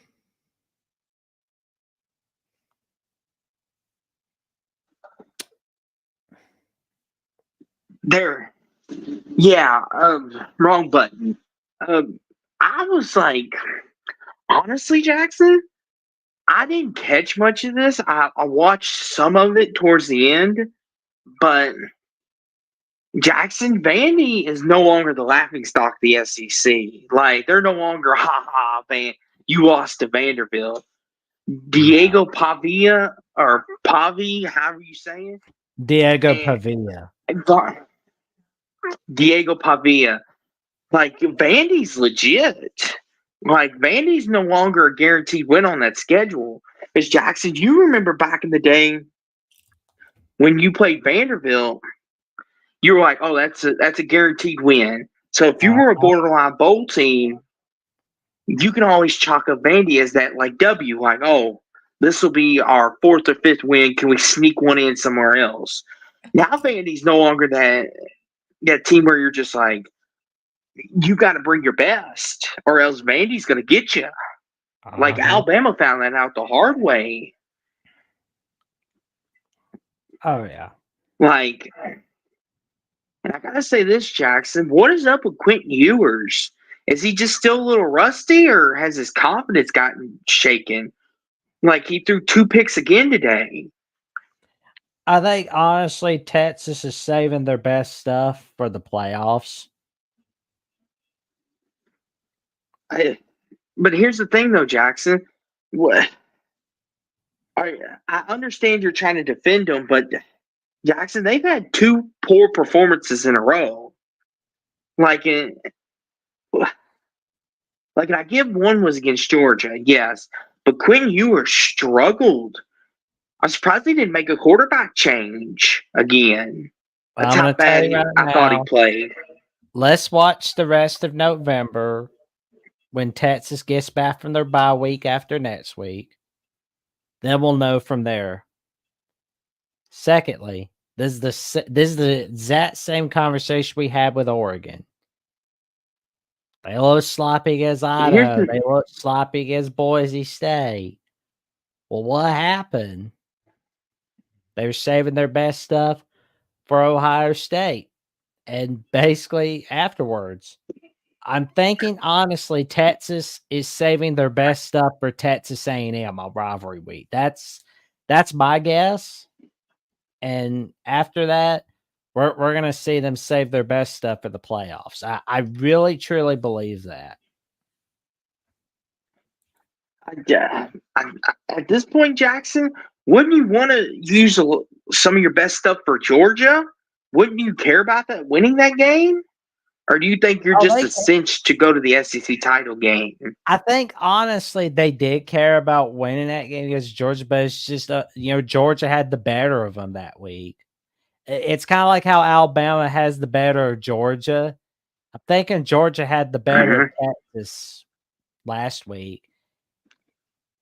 I just wonder, Jackson, did Texas think they're a cinch for the SEC title game? Is that why they're not trying as hard? Do they think everyone else is going to beat up on one another? I don't think it's that, because Vanderbilt, you know how we talked about how they're not bringing their A game against like a Ball State or Georgia State, how nobody brings their A game against New Mexico's of the world or the Ball States or Georgia States of the world. Everybody, I mean, everybody brings their A game against the Alabamas and the Texas of the world. That's just how it is. Everybody brings their A game against the Blue. I agree. I don't disagree with you, Jackson. If you don't bring your A game, you're gonna get left in the dust. No matter how bad they are. And I think honestly, if we see Diego Pavia, which I don't know if that would happen. I don't think it would happen. Like if we saw somebody try to get Diego Pavia to leave Vandy, I think honestly we would see whether the theory is true or not. Is Vanderbilt really good, or was it like Diego Pavia bringing that spirit along with him like he did at New Mexico State? True. But I will say, Jackson, it's been a minute. What's our score updates in our Big 12 After Dark and Washington State? What's our score update? And then we'll get to Auburn, Kentucky. Oh, Colorado's winning 34-23. With a minute 47, looks like. And then, minute 17. And Washington State's, they're in a battle too. All right, Jackson. Are you ready to hear Auburn won a big game all week? That's fine. They can brag all they want. Oh, you beat Kentucky? Well, you didn't beat Bear Bryant, Kentucky. I mean, what, you want, a cookie? Like, Jackson, is Kentucky going to miss a bowl game? What do you think? If they miss a bowl game, it would be the first time since 2015 that's happened. So, Jackson, if you don't mind, Jackson, who's left on their schedule? Well, let's go through it real quick. Oh, they got Texas on their schedule. They got Texas. They got Tennessee. They got Murray State, Louisville. Louisville, please knock them out. Please just add to their misery. We're sick to death of hearing about Kentucky. They add nothing to the table in all of college football. Jackson, they're going to miss a bowl game. That's fine. Like, I don't mean to call it early, but look at that schedule. They could be. I don't think they're going to beat Texas. I mean, Jackson, do you think Tennessee could have a hangover, or do you think the bye week helped make sure no hangover? I mean, Alabama needs Tennessee to lose to Kentucky, honestly. So it's like, crap. Alabama better pull for Kentucky then. And we better beat LSU while we're at it. So we need a lot of magic to happen to make it to the SEC title game. But I mean, I think it's just much easier to be a playoff team with the 12-team era. But I always say, don't put yourself in a position where you need somebody to lose. Louisville will be better for the SEC than Kentucky, but you didn't hear that from me. Oh boy, if the real MVP was here, if the real MVP was here right now, Jackson, he would have everyone's head spinning. Oh man, it would be so funny, man. Oh, it's my goodness gracious. Oh man, oh my! Was it last year? Where it was last year where he said Alabama's an 8-4 team or 5-7 team. Yes, like and he said on the Michigan Alabama post game show for the Rose Bowl on New Year's Day, where he said, oh well, if Michigan had lost to Alabama, well, everybody would look at it like TCU. I'm sorry, John, but that's how they would look at him. I mean, I'm sorry, but that's how everybody would look at him. My goodness gracious. This is so funny. Oh, God. But yeah. Oh, Jackson, I forgot. There's one more game that we need to talk about before we wrap it up for the night. Oh, we got to talk about. We got to talk about the Cal game. Oh, Cal got hype? Did you watch the game, Jackson? Yeah, they smacked Oregon State. Well, we have to talk about what happened with the rest of the ACC, of course. Wake won, I know. I'm trying to see. What else happened today? Wake won. Florida State's now 1-7 along with Mississippi State. Oh, that's right. I forgot. We didn't even talk about that. That's how bad the Seminoles are. And Jackson, you know what that means? You know what that means, Jackson? The team that just missed the playoffs last year is not going bowling. No. That's so funny. They are eliminated from bowl eligibility. Wait a minute. If they go 5-7, Jackson, if they go 5-7, would they make a bowl because of their smarts? Well, they better have a good APR record. That's all I can say. But oh my God! And Jason Olsen up on Oregon State 44-7. Jesus, what did Oregon State do to them? Well, we forgot the rest of the Big 12, which we'll get to them over in a minute. And Jason says, dang it, I thought you guys were going to skip over Florida State. I'm sorry, Jason, but Jackson had to. He needed to talk about them. It made him feel better. Oh, man. Huh? I mean, all they did. We forgot.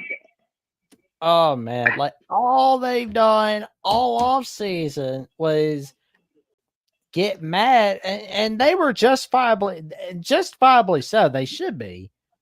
But it was all off season. We're gonna leave the ACC. We're gonna get the hell out of here. I'm gonna put that bitch in her place. They never shut up, and this, that, and the other. Waving the damn finger, like, oh my God. Jason Olsen, only in 2024. Only in 2024. Because all the team has talked about is how they go through everything. And the fact of the matter is they've been losing because, I mean, they really need to look inside of themselves and be a team. If they want 2025 to have any sense of momentum, they need to be tight. They need to stop this popping off about somebody all the time. They need to stop this talking shit about everybody that's not in the room. You're not a badass when you wave your finger and talk crap about somebody in the room, talking about how you're going to put that bitch in her place and she just doesn't shut up. You're not a badass when you do that. You're just a shit talker. Or better yet, Jackson, how we heard all season. As they told the ACC, we're gonna leave you. We're gonna leave you. We're gonna leave you. You need us, ACC. You need us. And we're gonna get Clemson on board, and we're gonna get North Carolina, and we'll even get Miami on board. You'll be screwed. You better kiss our feet, and make sure we stay. And it's like, no. I was just like, oh my God. Jackson, Florida State's like, and they're like the ex-wife that's jealous of their new boo. Like they're jealous of the fact that the league is winning without them.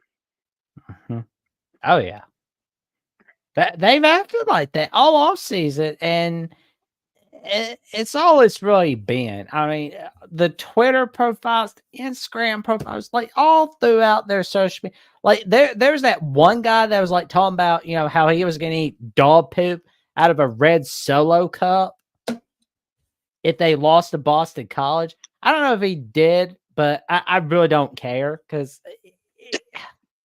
it's just dumb. It's dumb. And Jackson, has pissed me off because all they've talked about is what victims they are.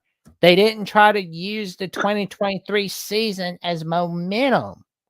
They didn't do that. They didn't go, oh, we got screwed over. Let's show these buttholes at ESPN a thing or two about real college football. They didn't do any of that. Nope.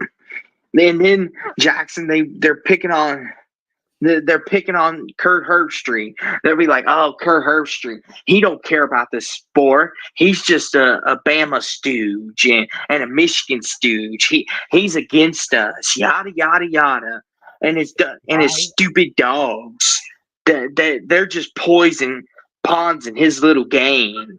Like that's the thing, though. I'm not even a Kirk Herbstreit fan, and you know they got me defending him. Like that's like, good God, like you're bitching about every little thing he does. Like you're like, oh well, Kirk Herbstreit showing off his dog. This Kirk Herbstreit showing off his dog. It's like, who freaking cares? Who cares? Oh my God, you got screwed over. And I'm with you, Jackson. It's like, okay, now you've gone too far. Screw Herbstreit and that flea bag mud. Hey. Listen. That's okay, man. Listen, Jason. I understand you're upset. You know, Kurt Herbstreit, he's a big boy. He can handle it. But don't take it out on that poor pup, okay? Like, the dog did nothing. The dog is just there to be a loyal support pal. Take it out on Herbstreit if you want, but leave the dog out of it. They're too cute. We can't blame them. But it's just like, yeah, Jackson, like you said, everything he says or does, like, Florida State's like, if my team was doing that bullshit, like complaining about like your Joel Klatt constantly, or you know, complaining about Gary Danielson and doing that, and then like that they go from missing, you know, just like coming short of the playoffs or being national title runner-ups to going 4-8, I'd be embarrassed as hell. I mean, I'll tell you one season that really embarrasses me as an Alabama fan. It's the 2000 season. Why? Because we were number 3 in the preseason, and then we finished 3-8 that year. Like that's like what? Like, because like, you ever want to know one team that's really embarrassed? Like 3 of them, like the 2024 Florida State team has been a disaster this season, but there's been 2 worse teams. 2007 Notre Dame. Yep, we lost to UCF in 2000, and that was when they were barely in the FBS back then. They were an independent, I believe. They were not yet in the MAC, but they were getting there. They didn't even join the Conference USA. But 2000 Alabama. That was a god awful team. It's And this here's is the thing, why Jackson. you can't go. Oh, this team's ranked in the top 10 in the preseason. They're going to win it all, or they're going to win their conference automatically. You cannot do that when you make predictions. That is just a no. And see, here's the thing, Jackson. And I'm sure we'll have Florida State people watch this and go, what do you be like? You have no room to talk because you're Alabama. And that's true. You are Alabama, yes. And Jackson, they'll say you're the name brand, so everyone loves you all. You get all the calls. You don't understand what Florida State's been through. That might be true, but here's the thing, though. Just because Alabama's the brand name, like, here's the thing. Perfect example, Jackson. The year y'all snuck in the playoffs, right? People were like, oh, that's just favoritism. It's because they're Alabama. And they thought you all screwed who was it that they thought y'all screwed that year? UCF. Everybody thought we screwed Ohio State in 2017. Yes, thank you. And UCF too. People were like, UCF should have been in over both of them, but that's a whole nother story. But yeah, and and Florida State people, I'm sure, will use that against Alabama people. Like, you don't know what it's like to get screwed. That's true. They might not. You might not, but Bama deserved that bad year with that Andrew Zoe, Tyler Watts. Oh yeah, like we were a freaking disaster, and we had that moron DeBose. Like, the only reason why he was even there was because he was a former Bear Bryant player. That's the only reason why he was even a head coach in the first place, and the alumni could easily control him.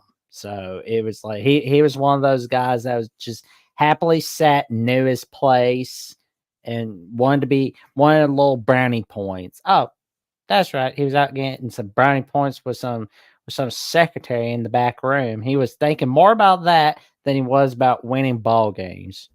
And he only had that huge 1999 season where they won the SEC, had that rebirth in the swamp with Sean Alexander, because he realized his ass was on fire. That's why. And so, Jackson, to put a bow on Florida State, I'm gonna say something. Florida State, let me ask you, have y'all looked in the mirror recently? Just out of curiosity, because if y'all have, y'all like the team that y'all have become? Do you like the people you become? Because let's be honest, Florida State, you've become what you've always hated. Let's be honest. You have. You talking about how you dislike the media, how they're always picking these teams and always complaining, yada yada yada, when things don't go their way. Well, let me ask you, Florida State, what are you doing? You're doing the exact same thing the media's done. You're complaining about your poor situation instead of picking yourself up off the ground and getting back up and fixing it. You're sitting here whining, complaining, you're crying, and you're letting people walk all over you. You're Florida freaking State. Pick yourself up off the ground and get to playing some football. Because you know something? As much as a lot of teams don't like you, as much as Miami don't like you, Florida don't like you, UCF, heck, I'm sure a lot of the bigger brand teams don't like you. But you're good for the sport. You're good for the brand of college football. They want you to be good because it gives them something to talk about. You make national relevance. But this Florida State is just pitiful. Where's the Florida State with Jordan Travis? Where's the Florida State when they were down 28-0 to my team in 2017? Where was that team at that didn't give up? Where was the team that beat Clemson last year? Where's that team at? Because this is not that team. Obviously, they don't even have the spirit of that team in them. And well, I mean, we'll do that with any team that's fallen off the wagon. It's not. We just want you to know that it's nothing against Seminoles. We It's we nothing don't have personal. any personal thing against them. It's just that if you go from preseason top 10 to 1-7, we're going hard on. We don't care who it is. We'll go down on our own teams. We're gonna be going hard on them. I mean, it's our jobs. We're supposed to. Because listen, I'll be honest with That's you. the God's When honest we truth. need to, we're being dead honest with you. You've been a viewer for us a long time, Jason O. Like, how I get it. Sometimes we don't always pick on our teams when we should. But if here's the thing, if it makes you feel better, I've picked on my team more than I have in years past. Like Jackson, after that Vandy game, if you watch the post game, he got on him. I mean, look at last week, for example. He got on him. We'll go down on our own team. Whoa, pause. Oh my gosh. What Jackson means is we're not afraid to show our team tough love. And unfortunately for Florida State, they're that team we got. I promise you, if Alabama loses to Auburn, I promise you, Jackson will be the first one to call them out. Oh yeah. He's not gonna let that go unnoticed. They lose to LSU, Jackson's gonna know about it. Next week, if we don't beat Clemson, you'll hear about it from me. I'm not gonna run from it. I will talk about them. But we're not as poor as Florida State is right now. I think we all can admit that. And whether you like it or not, Florida State is a bad football team. This year. We're this year, yes, this year. We're nowhere near that. We've all played bad at times, but not as bad as you all. You've been consistently bad, and we're getting sick and tired of it. Because it's bad for the sport. It's bad for the brand. Like, we would love to come on here and be like, Florida State 7-1 and on the cusp of clinching a title spot in the ACC title game. We would love to do that. But we don't get to do that because you all decided to worry about, we're going to leave you. We're going to leave you. I mean, we need to get rid of Mike Norvell instead of playing football. But the point is, we will do this to any team. We've done it to Michigan. We've done it to Ohio State. If you watched us long enough, you would know that. And Jackson's not afraid to give anybody. If they deserve it, Jackson will be the first one to do it before I will. I normally shy away from it. Jackson, on the other hand, he's the one that'll get him first. Yeah. How often have you seen Jackson talk bad on LSU? LSU? But we will talk bad about any team, i.e., we're about ready to right now. Because what the heck kind of play call was that? I just gotta go South Park on all teams. I don't really care who it is. Like Austin's nicer than I am. Me, I'm just kind of going South Park on everybody. But yeah, SMU Duke. Enough. We'll stop on Florida State for now because we don't want to make anyone feel like we're singling them out because there's plenty of games. But SMU Duke. Jackson, once again, we got coming to crossroads, going for 2 in overtime. God. Do you like that decision or no? They should have gone for the extra point. I mean, I get the overtime rules suck. I hate the 2021 overtime rules that we've had. I don't like them. We need to go back to the 1996 overtime rules. I mean, why ruin a good thing? 2018 LSU Texas A&M was too long. Who cares? You don't get that every year. I mean, my God.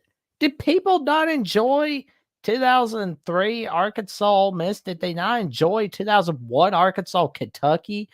Or 2002 Arkansas Tennessee? 2003 Alabama Tennessee? Like, really? Really? You're going to tell me you don't enjoy a 5 overtime game, a 6 overtime game, where there's like a bunch of points where it's like 5, 6 hours? Don't tell me you don't enjoy watching your team for that long. I know I do. I mean, Hell, I stay until 3, 4 a.m. watching these kind of games. Now, I would have to say, Jackson, if Louisville goes into 6 overtimes, I would probably I would probably lose a lot. I'd be too stressed to think about anything else for a while. Like my nerves wouldn't be able to take it. I don't give rats behind who's playing. I'm telling you right now, I'm committed to staying up really late watching those games. You want to know something that's even worse, Jackson? Is SMU turned the ball over at least 3 times and they still won.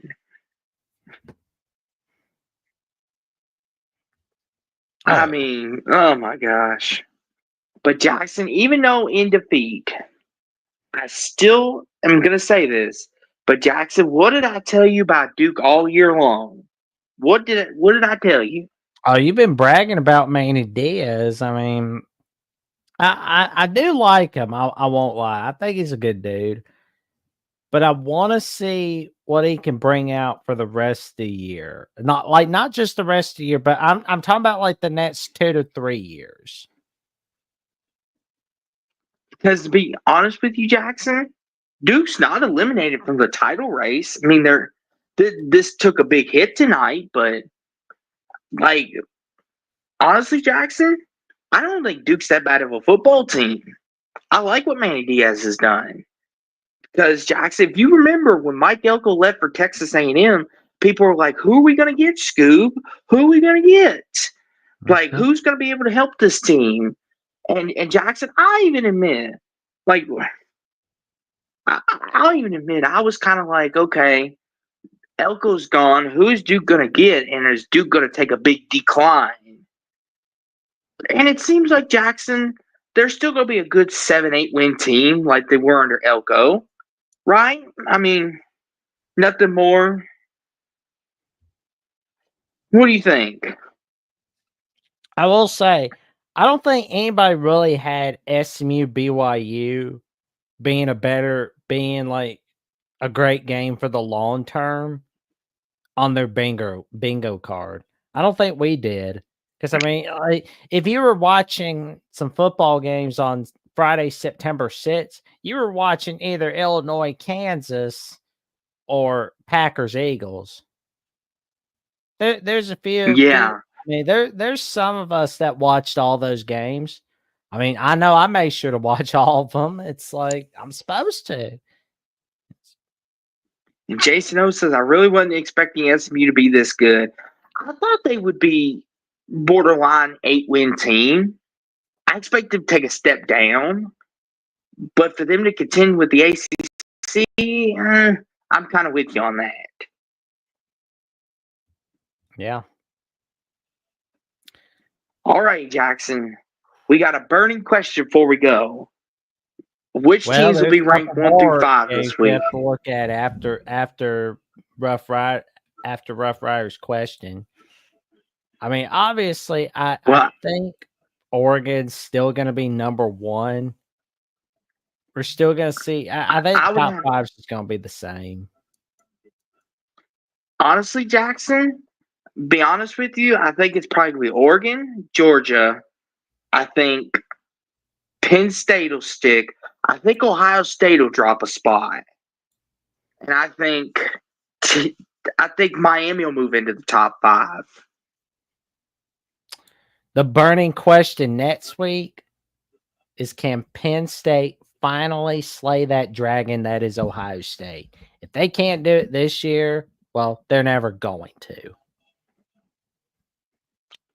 Yeah, next week, which we'll talk a lot of it Wednesday night, that'll be the headline game.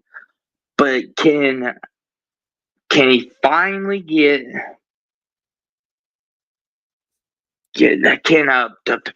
I lost my words.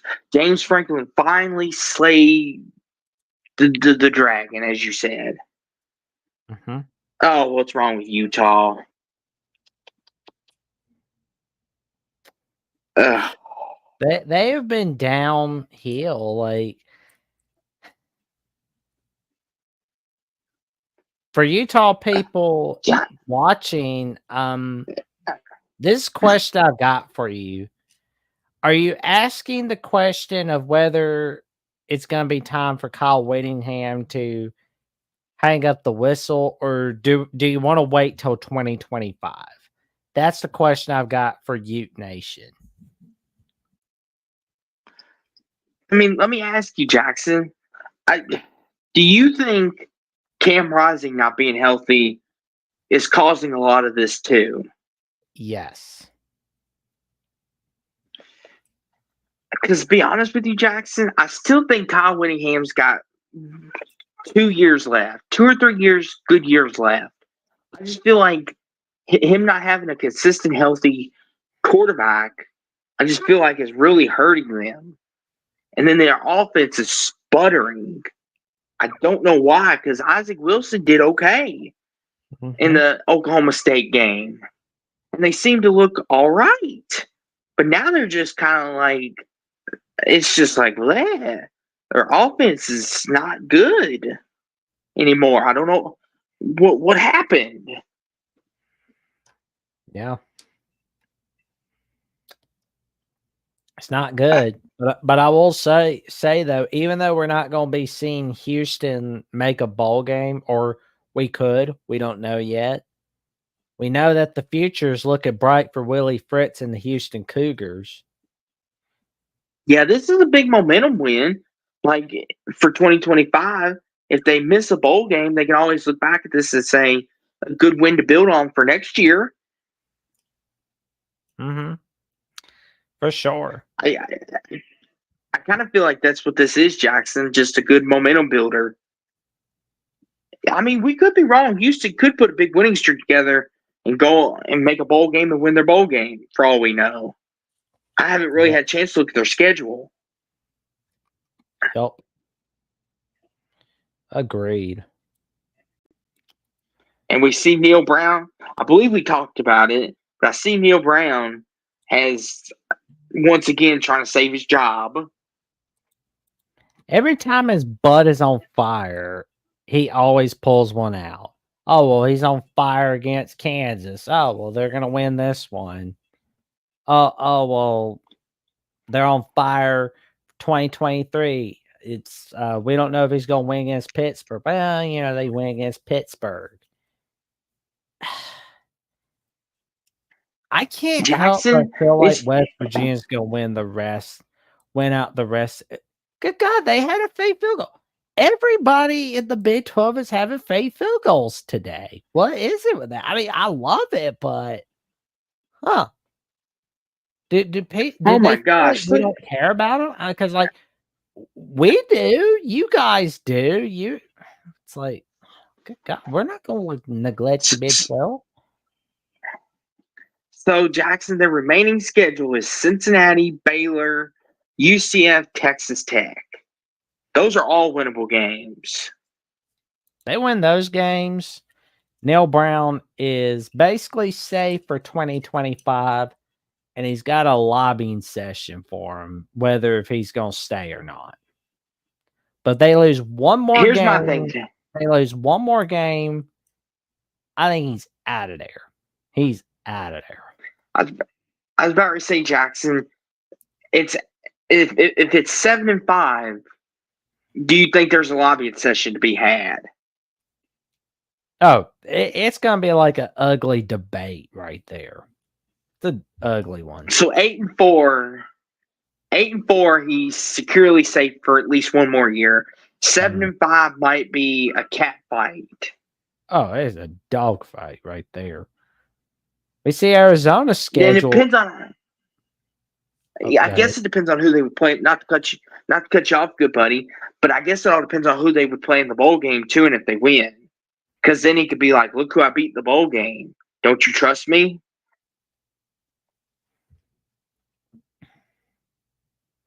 Yeah, but go ahead, good buddy. Go ahead. Yeah, because I mean, it's like.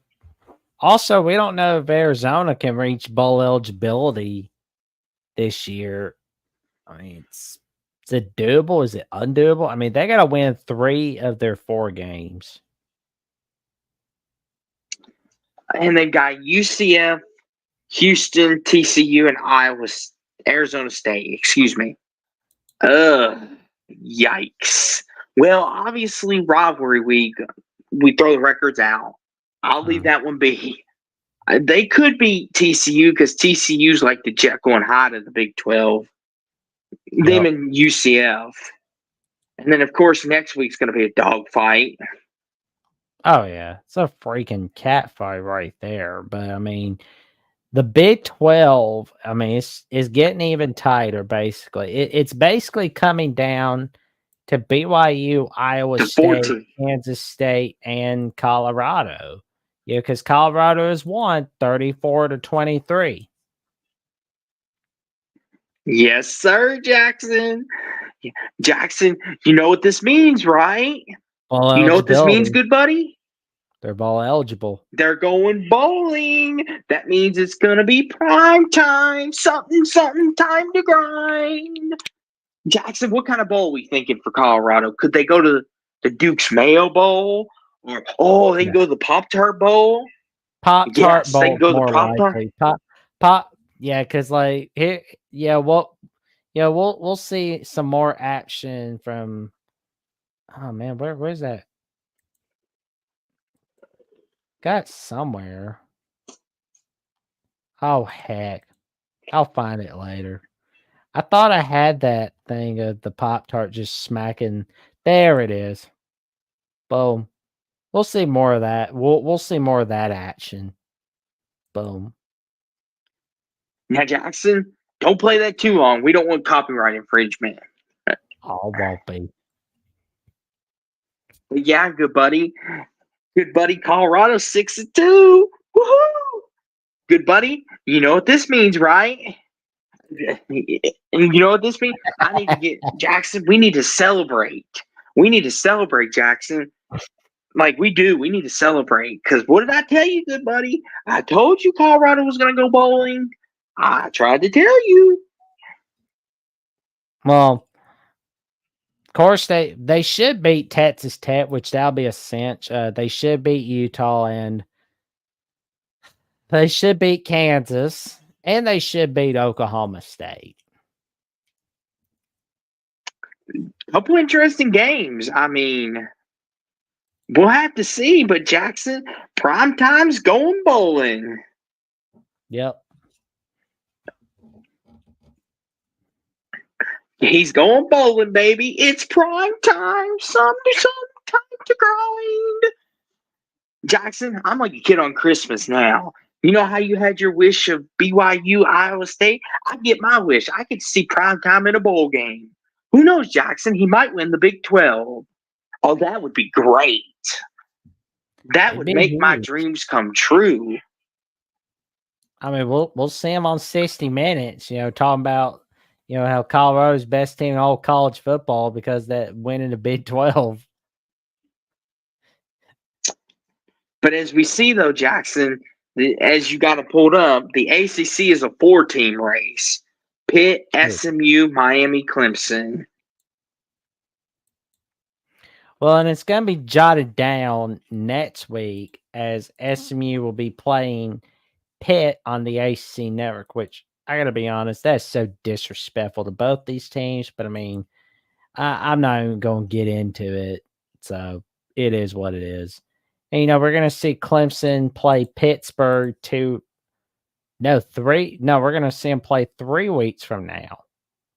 Because you know what happens, Austin? Dreams go to die in Pitt. So there's that. Clemson, they seem to just be dominating everybody. The Big 12, 4-team race. Got a 4-team race. I just do not see TCU making it anywhere. Texas Tech, they've proven they're overrated, unfortunately. Imagine if Texas Tech goes 5-1 to 5-7. Do you know how bad that would be for Joey McGuire? That'd be terrible. Yeah. That Jackson, that could be for his job. But you know, But I tell you what, I think it's time for you know this. something good, but yep, go ahead. Yes, you know what that means. That means we're done. The final whistle sounded. The game is over. But you know, Jackson, if people want to hear more great analysis, you know, and they want to hear your opinion, and you know, not just any opinion, but Coach Johnny Burks and Jeffrey from Only Talk Sports and all your guests, there's only one place they can find it, and that's at Alabama, the voice of college football. That's the only place they can find it. Now, I'm sorry for anybody that's you can't find it on Daily Motion, you can't find it on, you know, these other sites, you can't find it on Amazon Plus. You're the only place you can find it is here, right here on YouTube, at the voice of college football, where Jackson, Johnny, and Jeffrey give you the best Alabama takes in the world today. Jackson, what exciting stuff do you have going on for your Crimson Tide? And please tell me you got Nick Saban coming on next week. I wish we'll get there at some point. You know, we're figuring out how to get him, but Nets. Well, are you gonna get? I got a better one. Are you gonna get Derrick Henry? Not likely. Not during the season, but we'll see what we can do. Nuts. Well, Jackson, I'm all out of ideas. Go ahead. Tell the people what they can expect then. But it'll happen. We'll make sure we can make it happen. But I mean, it's not a matter of if, but when. But I can tell you this: you can check Johnny and I out Mondays on 5 p.m. Central Time, 6 p.m. Eastern Time, where we go over the latest on Crimson Tide Live, including the scenarios to possibly making it to the SEC title game for 2024 and the scenarios on the playoff situation for us. What do we have to do? Stay tuned for that. And you can also see a recap on Alabama, Missouri. It's going to be a wild one. But you know something else, Jackson? Not only do you promote for Alabama, you also have your own channel. And I suggest anybody that loves college football in general, go check your channel out because, Jackson, there is no more honest person than you. And, you know, Jackson, you've got all these great interviews. I mean, you're getting all these famous people. I mean, tell us, Jackson, what is your secret to having such an awesome YouTube channel? And where can we find it? They can find me on Jackson Johnson 979 on YouTube. And I'm going to give out a little spoiler on who I'm having on my next episode, the Jacksonian. He is the beat writer for Buttnuts 247. And you've often seen him on The Voice of College Football quite a lot. And he does the Buttnuts Weekly. He does like a show on Buttnuts 247 on the channel itself. He is the one and only Patrick Murphy. And we will be discussing quite a lot on what happened on Ohio State, Nebraska. The preview of Ohio State, Penn State. And I'm going to tell you right now, we're going to go over the rest of the 2024 season. And unfortunately for Ohio State, we are going to have to go over Ryan Day's record against top 5 teams. We got to go over all of that. And it's all going to be right here on episode 54 of the Jacksonian. Stay tuned. You won't want to miss it. And I do plan for it to be released on Monday night. We will be filming on Monday afternoon, 2 hours before I get set up for Crimson Tide Live. And, of course, it will be released on Jacksonville CFB on X. It will be released on there. And for more updates on what I'm doing on the Jacksonian and what I'm doing on Alabama, the Voice of College Football, and anything involving what I'm doing in general, you can check me out on Jackson BOCFB on X and on Jackson Johnson 543908 on Instagram and Threads. Austin, what have you got going on in your adventures? Well, you know something, Jackson? I'm glad you asked because, Jackson, there's been a lot of great things that have gone on. You know, I've gotten some big subscribers, subscribing to my channel, and I think all my subscribers, all 43 of you. And without you, this all wouldn't be worth it. And I just plan on bringing you the best content I possibly can. And I wish I could say I know my stuff, that I'm the best at knowing all my sports, but I'm still learning just like we all are. But if you want to come along with me for the ride and you want to join me, feel free, because you can find me here on Sports Talk with Austin 2002, or find me on x.com. It's W1980-2632, where you find all my latest takes on the Denver Nuggets, where you find all my takes on the Cowboys. We got a big game Sunday night, tomorrow night, and Wednesdays and Saturdays I'll be here with Jackson as normal, and we'll be getting in arguments again about Brian Kelly. I'm sure next week you'll be free of it because they're on a bye week. They can't lose on the bye week. No. But we'll be talking a lot of great things. But that's where you can find me. But Jackson, good buddy, it's been fun. But as we know, everyone has to retire sometimes. And I think it's time for us to retire for the night. Yeah, good night. Sleep well. Stay safe. Stay cold. Go Cards. Hold out. Roll Tide and go Cards.